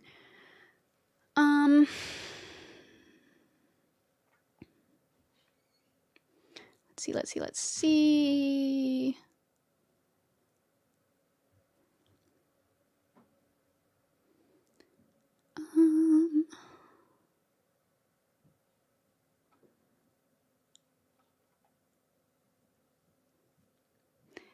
So Nissel says, not a sequel, but definitely inspired. Dominic says, I watched this theory and the most convincing thing for me is the requiring children to do the maintenance as an... Oh, yeah, so that's part of why So children are really valuable in Snowpiercer because a lot of the machinery is so small that only children can do it. And I think in the video, correct me if I'm wrong, those of you who have seen it, but I think in the video he says, like, you know, the train was built with Oompa Loompas in mind, which is why it's small and why only children can run it. But because the world got so cold and because Oompa Loompas, like, have to maintain they have to be in a warm climate, they died, and so that's why Wilford needs children to run it, because all the Oompa Loompas are gone, but it's small spaces because it was built for Oompa Loompas, so now he needs kids. Right. Yeah. So that's basically the theory. My understanding of it, anyway, because again, like, when I was doing the research for this video, that was part of it. Like, obviously it's not canon, but I wanted to have a comprehensive, or at least relatively comprehensive, understanding of what people were saying about Willy Wonka. So that's that. And my feeling on it is there are a lot of people who have very strong feelings about Snowpiercer being a Willy Wonka sequel. And I understand that there are many overlaps. I understand that, you know, they both follow groups of people traveling through, you know, this enclosed space that has many different, you know, very kind of experimental, like, eccentric spaces. And that food is very important. Food is incredibly important in both. You know, obviously the Wonka, like, he's making food in the factory, but also in Snowpiercer, the food is, spoiler alert, I guess, also for Snowpiercer, the food is, we discover, being made by people. No, made, like, from people. Like, the food is people, is what I meant by that. And also, like, the people at the back of the train, it's a, like, sort of a caste system where the further forward you go, the like, higher in the caste you are. And so the people in the back of the train, they have to eat these, like, jelly globs that it turns out is people. And, like, they're hungry, and it's, I mean, food is vital to both plots. Yeah, it's a Soylent kind of situation. And let's see, I'm trying to remember now any, like, further details. Yeah, there is, like, the whole point is that the journey is a test to try to find a successor in both stories. You know, the group gets smaller as people are picked off for various reasons throughout the story, etc. They're bugs? Are they bugs? I thought they were people. It has been, like, 2 years since I've seen the film, and so, anyway, regardless, food is very important. So, anyway, those are the overlaps between these two stories. And I understand why why the fan theory exists and why people like to find this connection between the two. Let me actually go back to you seeing me. But I think the evidence that they use, which is the stories are structured similarly, have a lot of similar kinds of plot points or, like, beats in the story. I think that instead of that being evidence for one being the sequel of the other, instead it's evidence for both of those stories coming from the same source.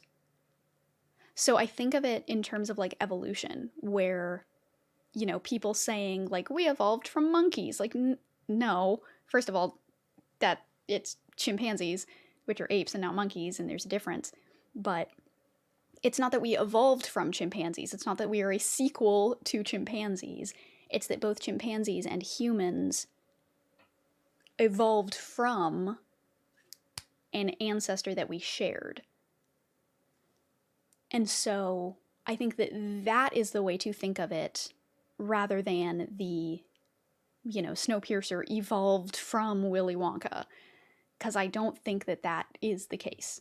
Even if we're talking like fan theories here, like the stories share a lot of overlaps because they are similar stories that are trying to tackle similar themes. Like they're both about classism, they're both about consumption, they're both about, like wealth and class and all the themes.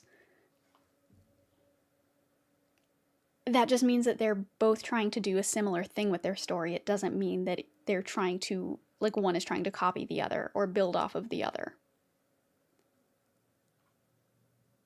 That's the tame version of my spiel. Okay.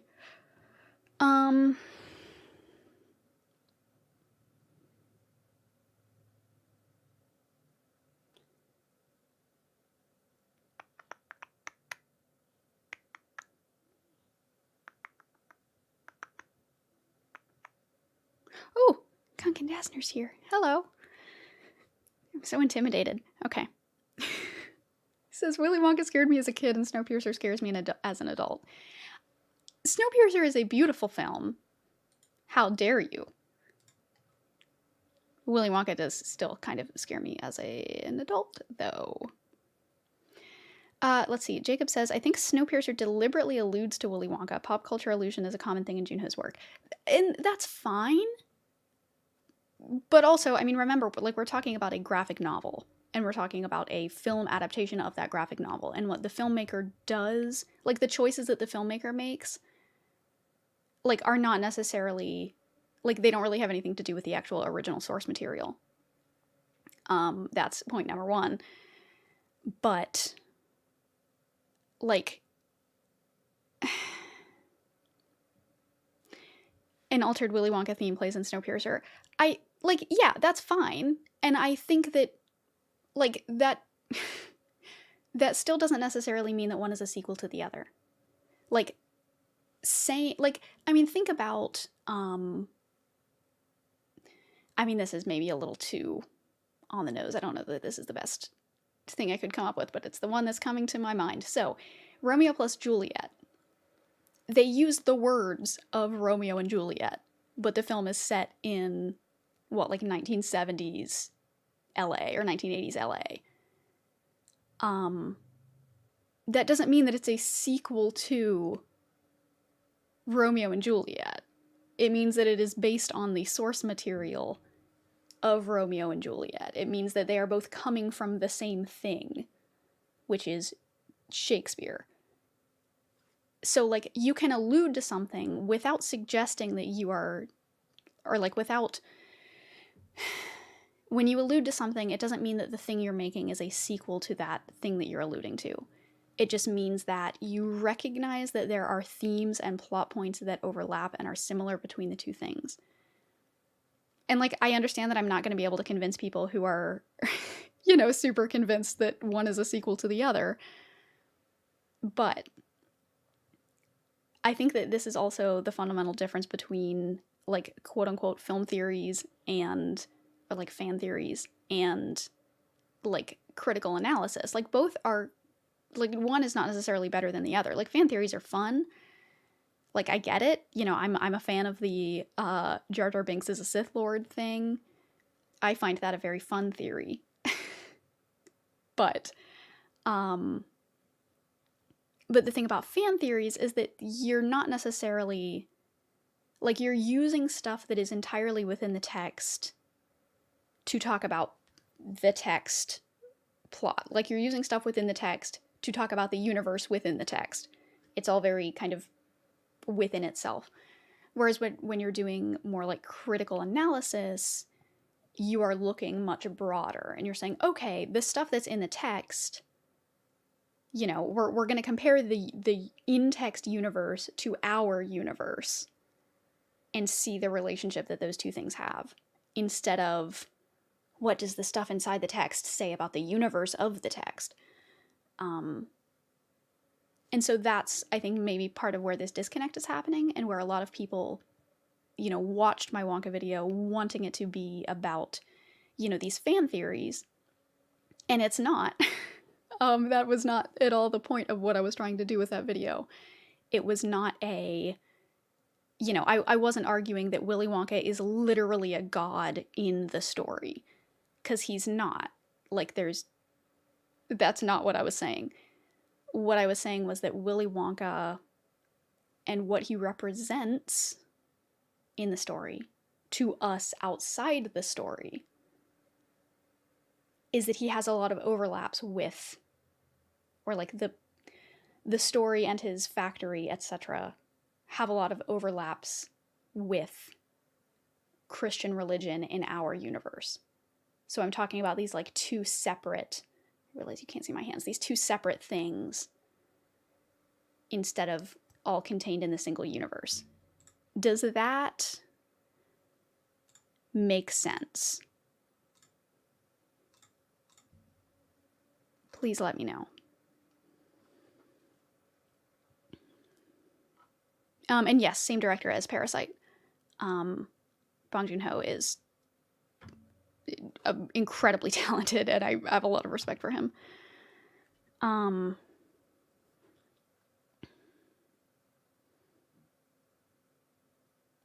Let's see. Yeah, so Riser says, so fan theories are more diegetic. Yeah, diegetic meaning like within the text rather than... So like diegetic music, when you're talking about like music in a movie, I believe that this is right. Let me actually double check before I say something that is wrong. Right, diegetic music, yeah, is music that like the characters hear in the film. So like a lot of like Broadway musicals, like they are actually singing, like they're communicating through their songs. Whereas, you know, like soundtracks or the music in like Interstellar or Inception or all the Hans Zimmer movies, I guess. I'm stuck on that. You know, the characters are not actually hearing it. So diegetic meaning within the text or outside of it.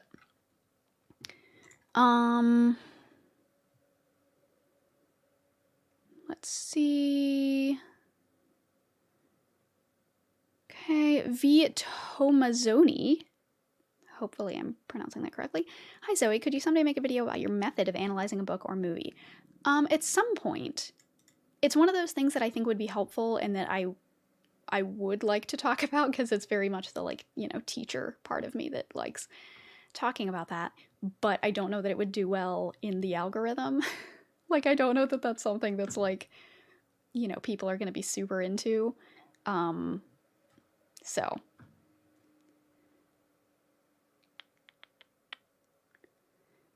Let's see.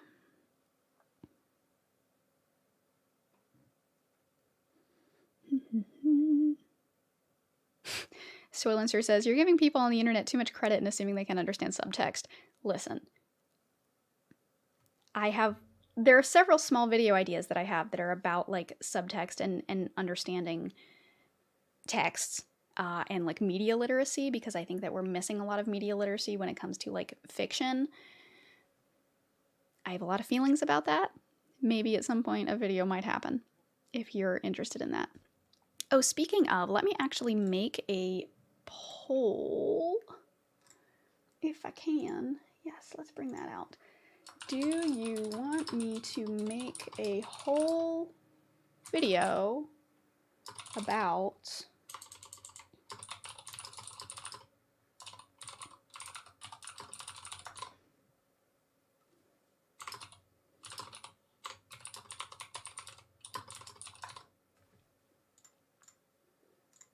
okay. This is just a yes or no. Because this was something, like, I knew that I wanted to talk about Snowpiercer in this live stream, and I was considering maybe thinking, like, you know, oh, like, I could cut up the live stream and turn it into a video where I, you know, am talking about the Snowpiercer thing, or I could also make, you know, a little, like actually little follow-up video where because there have been a lot of people in the comments saying like, what about Snowpiercer? And like, I get it. You know, I understand people's desire to have that fan theory be talked about because it's a wild one. But I also don't really want to get in the habit of like making videos like that are, you know, like, I read all the comments on my last video and here's why you're all wrong. You know, I don't want it to be that kind of like adversarial kind of thing. I want it to be more of a like, okay, clearly you wanted me to talk about this and I didn't, here's why. So more of like that kind of thing. Do you think that that would be valuable? Do you think, I don't know, I just like worry about about it. So let me know what you think about all of that. Let's see.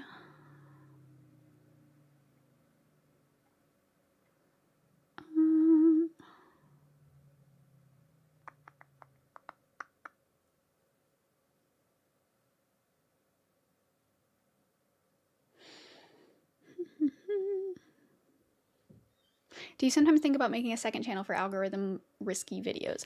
I do have a second channel. Actually, I haven't posted a lot to it because I used to live stream on Twitch and then I would put the Twitch live streams on that second channel. But now that I do my live streams here, I just have a playlist for them. But when I moved from the Midwest to North Carolina, where I currently live, I made a little like moving vlog. It's not really a vlog, but it's a little like, you know, the several days that it took to like move and get set up. And we took our dog to the beach for the first time. And so I took some video of that. Like that's on there and it's Zoe C if you're interested in that. So like yes and no, because it's also like, you know, I might think that they're algorithm risky, but maybe they're not. And there's a lot of worries about that. Okay, Ben Hengst says, oh, just wanted to say thank you. Thank you, Ben, for the $5. And you're welcome for whatever it is that you were thanking me for.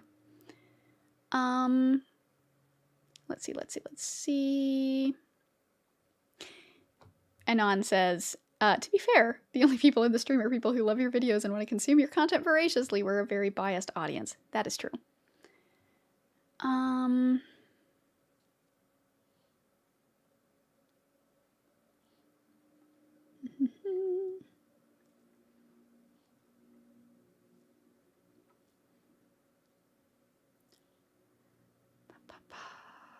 I say yes, especially if you want to talk about media literacy. I'm glad you talked about the Snowpiercer theory, but I don't think there's that much to dig into. Yeah, it would be more like, I mean, it's not necessarily like debunking it. It's more like, here's why I didn't even talk about it. Like, here's more of a like meta thing rather than like, this is why it's not true. Yeah, maybe you can use it as a vehicle to tackle the fan theories versus literary analysis topic. That's yeah, a lot of you are saying similar things. That's actually a great idea. Let me actually write that down. Ooh, notes.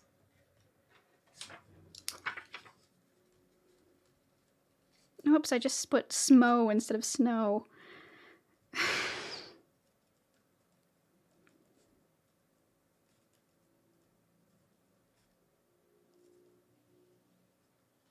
Okay.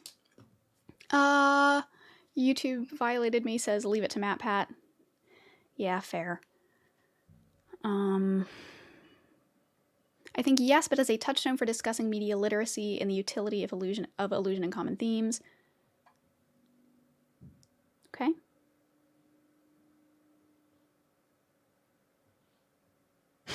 I'd rather you do what you really want rather than engaging in polemics.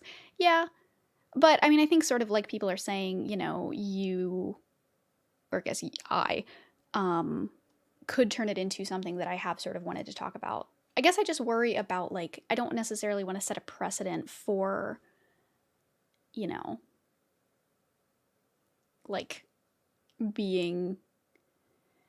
Because while I do disagree with a lot of comments, I don't want to make it seem like I'm you know, being like aggressive. That's not the right word. I'm being, you know, like militant with my viewers and my audience, because that's not sort of what I'm trying to do here.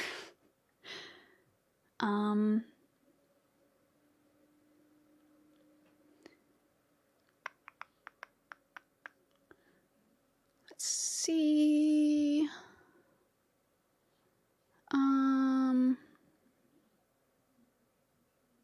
I would say yes to Snowpiercer video if the stream didn't exist, but it does, so I think it's covered enough. Well, so the stream isn't going to be public, it's going to be unlisted. So there's not going to be like a ton of people watching it. But also, I mean, I guess the same is true for a video. Like, the people who commented about the Snowpiercer stuff aren't necessarily going to watch that other video. I mean, it would be short. It would be, you know, like 10, 15 minutes, probably. I don't know. I mean, it's something worth thinking about. As a meta thing talking about fan theories in general, I would absolutely watch that. Okay.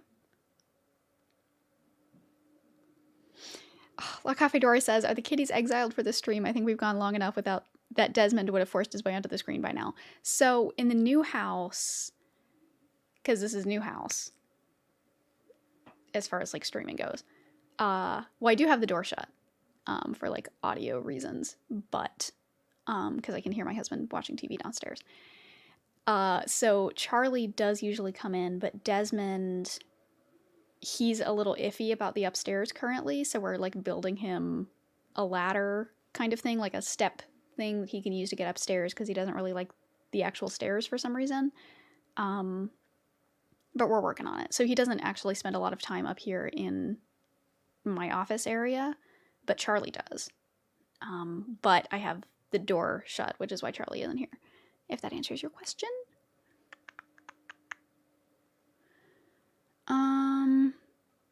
Ooh, Martin Maciel says, hello, or nope, that's not what you are saying. You say, hi Zoe, big hello from Argentina. In your video, you did not trash the 2005 Tim Burton movie as other critics and video essayers do. What is your opinion on the movie as a take on the story in general? I think it's good, actually. I didn't mean for that to sound like clickbait video essay title. It follows the book a lot more closely, and it captures a lot of the like whimsy that I think the Gene Wilder one didn't. But I do think you know, a lot of current things aside, just sort of objectively speaking, I just like Gene Wilder better than Johnny Depp anyway. I think that Gene Wilder is much more charismatic and just a better human being, or was a better human being.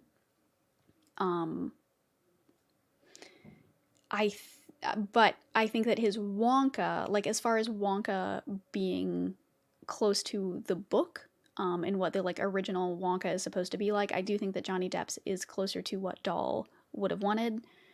But I don't like him. So, yeah, it's fine. It has some good things. It's not perfect. I don't love it, but it's fine. It's good. Let's see.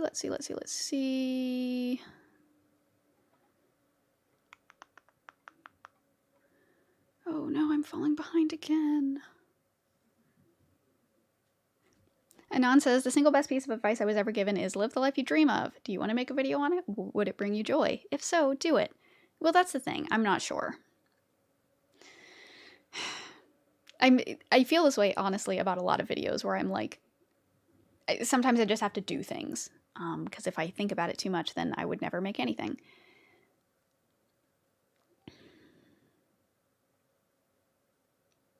My cat Coco says, what brought you to change the video title shortly after release? So actually, the Wonka video, because it was first called the Willy Wonka Extended Universe, and then I changed it to Willy Wonka and Colonialism for Kids, and now it's Willy Wonka and Capitalism for Kids. Two very similar ones, but I just wasn't sure which was the better word to use. So the video itself, as I mentioned at the beginning of the stream, I've gotten a ton of super positive feedback on it. Like a lot of comments saying that it's, you know, like a really incredible video essay and they love it. And it's, you know, I've gotten really positive feedback. But analytically, as far as the analytics go, that is what analytically means, Zoe, the numbers do not match what people are saying about it, in that, you know, like the watch time is pretty good because it's an hour-long video, but the actual like view numbers are not, compared to, so the way that the YouTube Studio works when it shows you your analytics is it shows you your top 10 most recent videos, and it ranks them in order of like how many views they've gotten within the first however long your most recent video has been out. So like if I released a video today, you know, an hour from now, that top 10 list would show my top 10, or my like 10 most recent videos and how many views they each got within their first hour of being out. So it helps you keep track of how well your most recent video is doing in relation to how your other videos have done in the same amount of time. Hopefully that makes sense. And so this video, so it ranks them where 1 is the best. So you want a 1 out of 10 video. You want that because that means it is the top, it is doing better in the same amount of time than any of your other videos have done. The Wonka video was a 10 out of 10 and only recently jumped up to a 9 out of 10. And I don't know why that is. And I was kind of surprised by that, especially given how much positive feedback I had gotten. Like, it seems like people really like it. And, you know, I feel like I did all of the, you know, like marketing and like hype stuff for it, where I, you know, did a premiere and I did, like, I tweeted about it and I did a community post, and, you know, I was like, I felt like it should have done better, like early in its life cycle, and so I was surprised and a little disappointed that it didn't.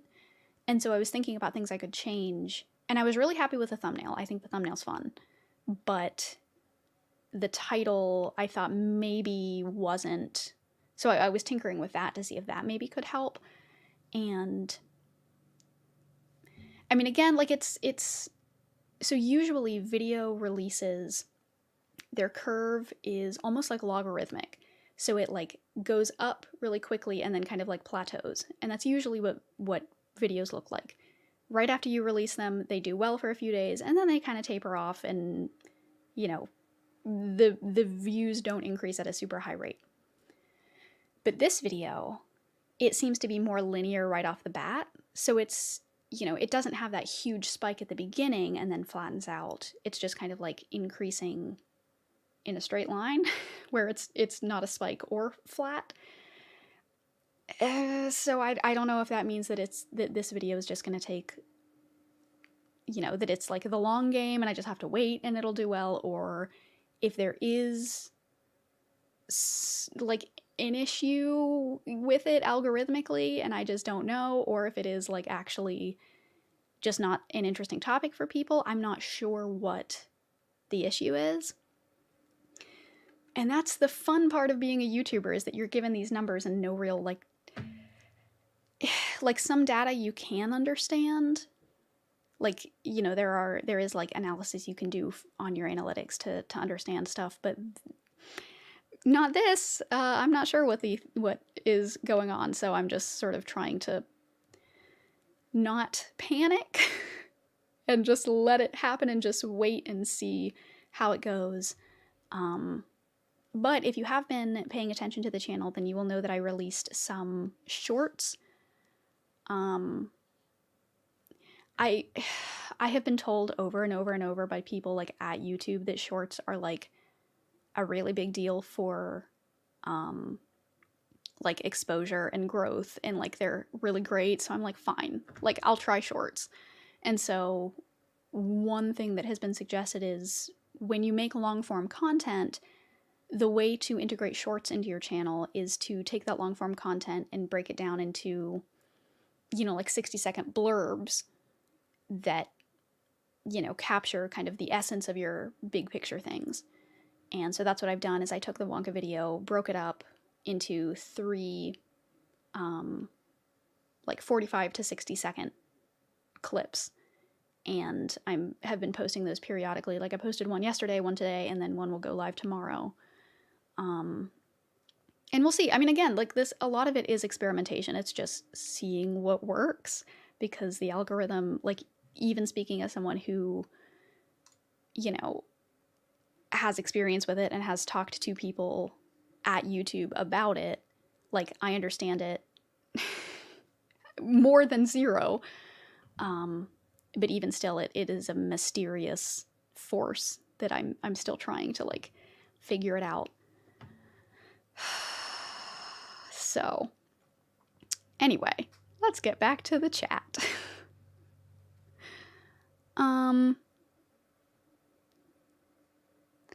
Yeah, I mean, there are some of you saying, like La Cafe Dora says, Willy Wonka is probably the most mainstream subject, and then Charles Pentros says it could just be an extremely niche topic. Like, I don't know. And like people say that they want really long videos, and then I make a really long video and people don't watch it. So I don't know. Like, I don't know what it means. Yeah, maybe people are intimidated by the length. Well, then don't tell me to make hour-long videos if you don't want hour-long videos. You know, like it's a...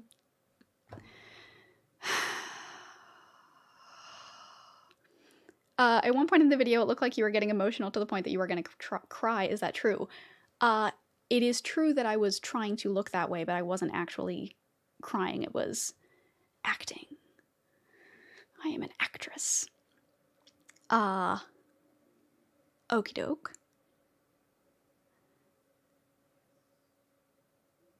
Yeah, they're valuing how much people watch it within the first hour of release over any other time, and that doesn't make sense for humans, but for a company it does. Yeah, and so maybe, you know, one thing that I was thinking is like, they say premieres are great, but maybe doing a premiere was a mistake, and that, you know, screwed the video because the very beginning of a video's life cycle is the most important. And so maybe by doing a premiere, that messed everything up, and that's my concern, because like there's nothing I can do to fix that.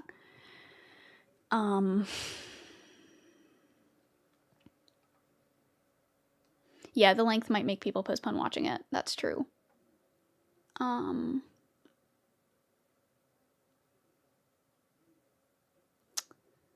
see. Yeah, Gin says, or Jin, perhaps, I really wouldn't worry about analytics, like, at all. It is how I pay my bills, that and Patreon. So I would love to not worry about them, but, you know. And I usually, like, I to be fair, I don't look at analytics for old videos very often. Like, I usually really only care about analytics for the first week, because after that, like, there's nothing you can do. So, you know, it's these first couple days that are the most important, and so that's when I get a little hyper-focused. Yeah, they're telling me that they want shorts to be a big deal because they want them to be a big deal, and so I'm like, okay, I'll try it. If they suck and don't do well, then I'm never doing them again. Like, I'm doing my best, YouTube. Okay.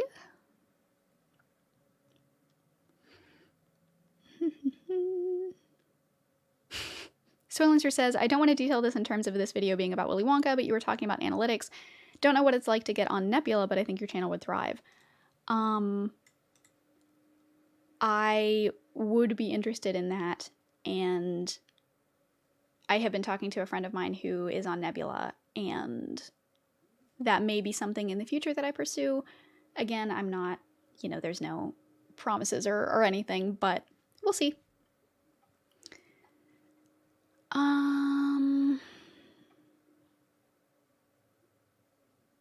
Okay. Not to be rude, but weren't you leaving at 4? Well, I was gonna get off at 4 to eat dinner, because we're leaving for D&D at, like, I don't know, 5:30-ish, so I have a little bit of time. It was more just like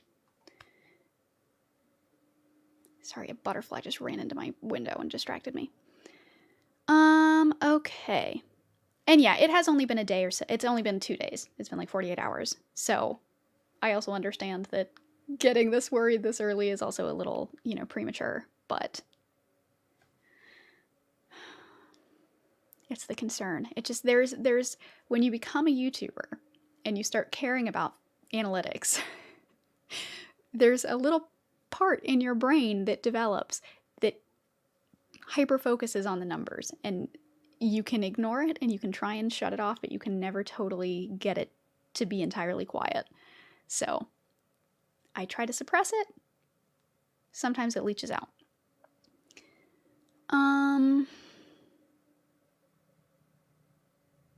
Yeah, just speaking personally, I love long videos, but it takes me a bit to get in the mood for them. Yeah, same. I mean, honestly, like, I completely understand.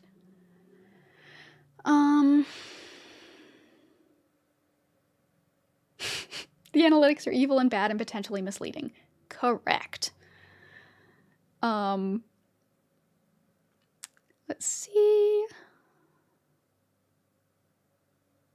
Yeah, the premiere allowed us to talk about it. Yeah, like, I love premieres. I love doing premieres. I love getting to, like, chat with everybody. It's wonderful.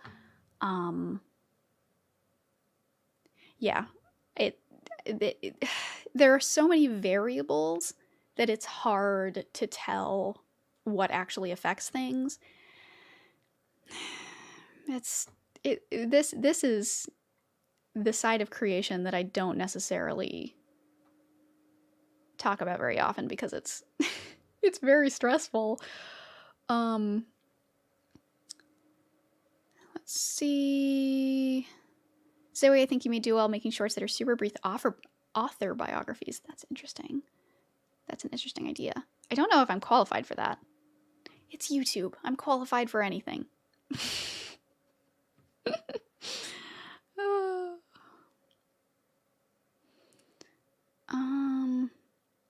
Yeah, the monetization for shorts is broken. Let's see.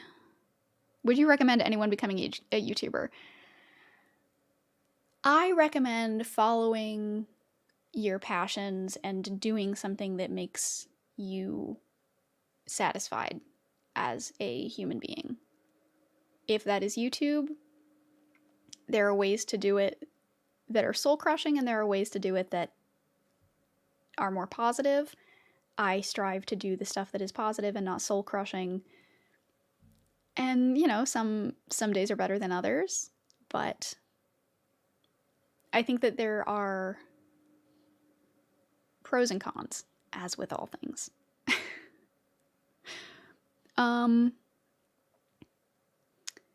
Yeah, let's see.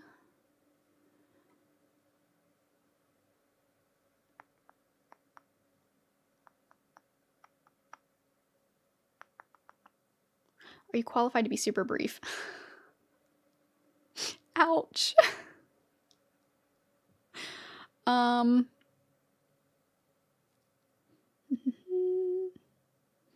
Zoe, you could also make shorts with writing tips, either for creative writing or writing in general. That's true. That is something that somebody suggested to me, is like talking about, you know, like poetry or writing stuff.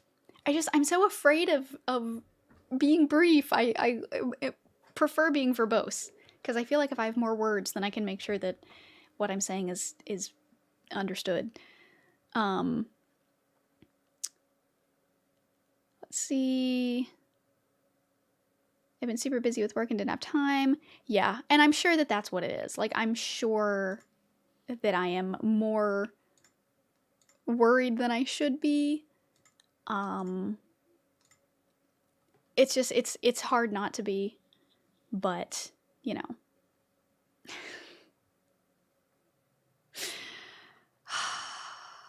Oh, Nissel says that D&D game is not going to be a stream thing, is it? No, the D&D game I'm going to tonight is a personal, like, me and my friends game. But if you are interested in watching me play some D&D on stream, then I can give you a link to the YouTube channel where we are posting our VODs of our streams, and I think we are going to start doing streams there because I think we're going to be moving from Twitch to YouTube. Oh, Ron already has the link. Give it up for our wonderful mod Megaron, who also plays in the streamed D&D game. Super wonderful, wonderful human being. A+, everybody give a hand to our mod. That's it. That's the end of that sentence. Okay.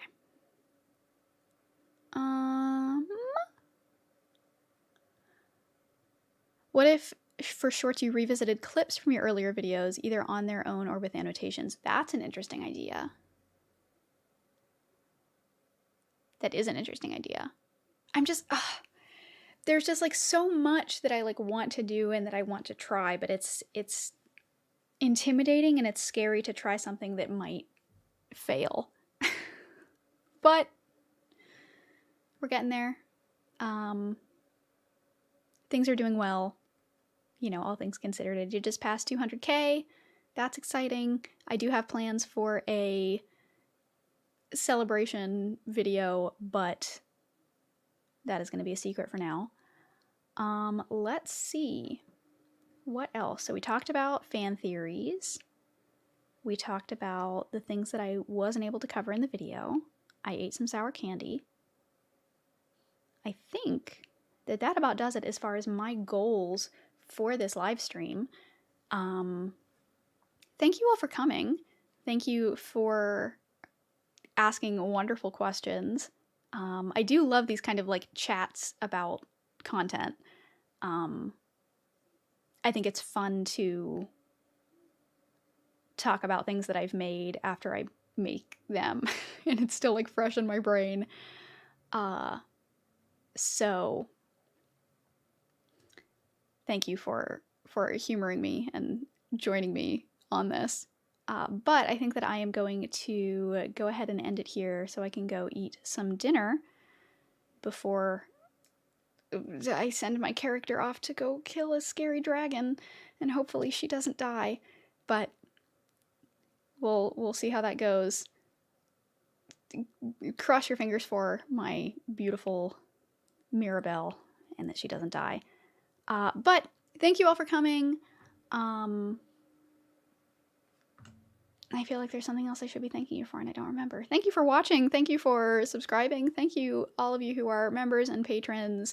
I genuinely couldn't do this without you. Yeah, I have I have videos planned through the next month or two that I think you are going to really like.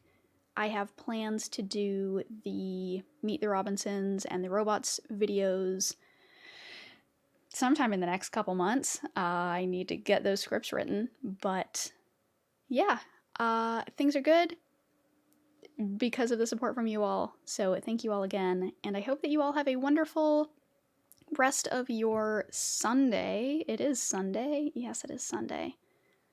And I will see y'all again soon.